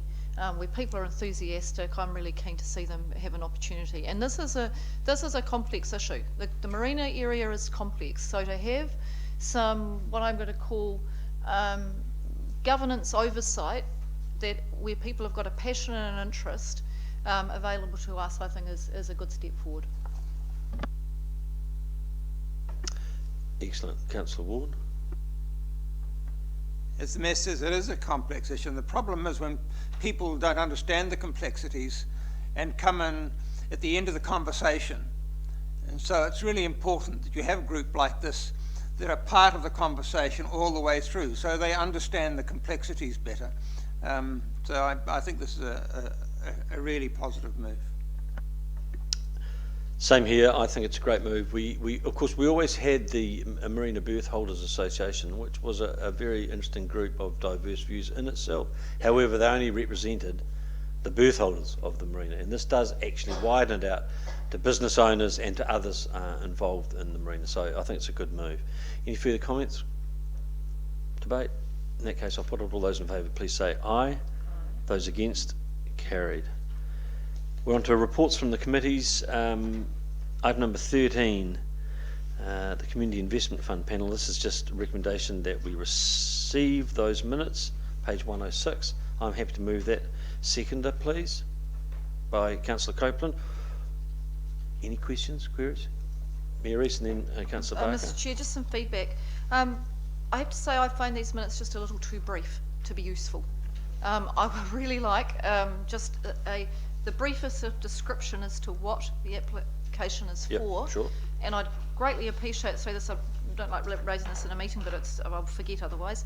And a really simple thing, if you could just bold the organisations heading along with the amount, it just makes it so much easier to read. It's really simple, but I just need a bit more information. Point taken. Councillor Barker. Yeah, exactly my point. I was a little bit concerned. I couldn't really grasp and appreciate why these decisions were made. So a little bit more detail would be very helpful. Councillor Copeland. To push a point, but yes, that was my comment earlier regarding the emergency housing. I think we actually need, rather than just the minutes, it would be good to even have a synopsis of the nub of the application. If there's a way to do that, I think it's great to have an arm's length panel, and incredibly grateful and see the efficiencies that it's created. But it would be also good as a council to continue to have our eye over the basis of the decisions in an appropriate way, more than just brief minutes, less than full reports. If there's an interim, I'd be very keen to see it. Okay, I'm picking up something here. Councillor Ward. Briefly, yes, to a bit more detail, but I must say I actually enjoyed the brevity far more than having to go through the detail of the past. The large amounts interest me. It means there's obviously far fewer grants being given out than we gave out previously, so they're probably doing a lot of good. So even with that very limited detail, you can draw a lot of conclusions from that. I think they're all, the fact that we are really funding some quite big projects here, so well done to the group. Thank you. Councillor Noonan. Thank you, Mr Chair. Thank you very much, Mr Chair. He was going to turn me down. The only thing I would like to say that when reading this is I didn't get a sense of how much was available, and sometimes in the past we know what's available, so it would be quite helpful to have what was available for this year. That's probably all I've got to say. Okay, they're all good points, and I'm sure that Mr. Ward's taken them on board. Okay. Sorry, clarification? Sorry, Mr. Chair, just one final thing. I just wonder if perhaps as chair you would, and you may have already done this, just write a letter of thanks to Patricia Webster for thank you for a contribution. Yep, that's Great, a good idea. thank you. Yep, I think Pat's already moved to Wellington, hasn't she? Oh, sorry, mightn't have been. And to the panel generally, I think would be a good idea. We're happy with the proceedings. Item number 14. Oh, so I need to move that. All those in favour that we receive those, please say aye. Aye. Those against? Carried. Item 14, Youth Councillors. Annie or Joseph, do either of you have an update on activities? That's good. If you could use your mics too, guys, that would be good. Through the chair, just like to start by congratulating Jordan Lancashire, who just got selected to go to China for 3 days for the opening of the Nelson Gardens for the sister cities in Huangshe. More recently, Volunteer Summit. This was a summit that happened in term 2 break. This was a collaboration of ideas, and many youth councillors attended, gaining leadership experience and learning new volunteering skills. Our employment subcommittee, we're in our final phases of our careers survey, which will be completed in September. At our last council meeting, youth council meeting, Jordan Lancashire brought in someone from the Nelson Recycling Centre to talk about the proposal of a multi secondary school Enviro group, so a collaboration between different secondary schools to have an Enviro group, and support for Nelson Boys to implement a paper recycling system at their school. Thank you. Annie? Recently we had a library subgroup meeting. We are hoping to have an area within the youth adult zone to promote Youth Council and give updates. We're also starting the recruitment process for 2017. Excellent, thank you. It's quite amazing that we've come around to that time of year again where we're looking at the new Youth Council. It seems to have been a very busy and full-on year, so appreciate that.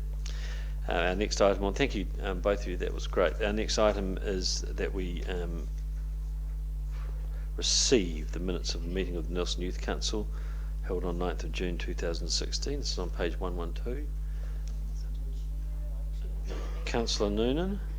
I actually attended that meeting, but I don't know whether I need to be on the list of attendances or not, but I found it very interesting because the CE actually spoke about her role, and I thought that was good from my point of view. Thank you for that. I'll move that they be received. Do I have a seconder? Councillor Ward. All those in favour, please say aye. Aye. Carried. I think that's the public agenda completed. So would somebody like to move that we move into public excluded? Councillor Ward has moved that, seconded by Councillor Copeland. All those in favour, please say aye. Carried. Thank you very much.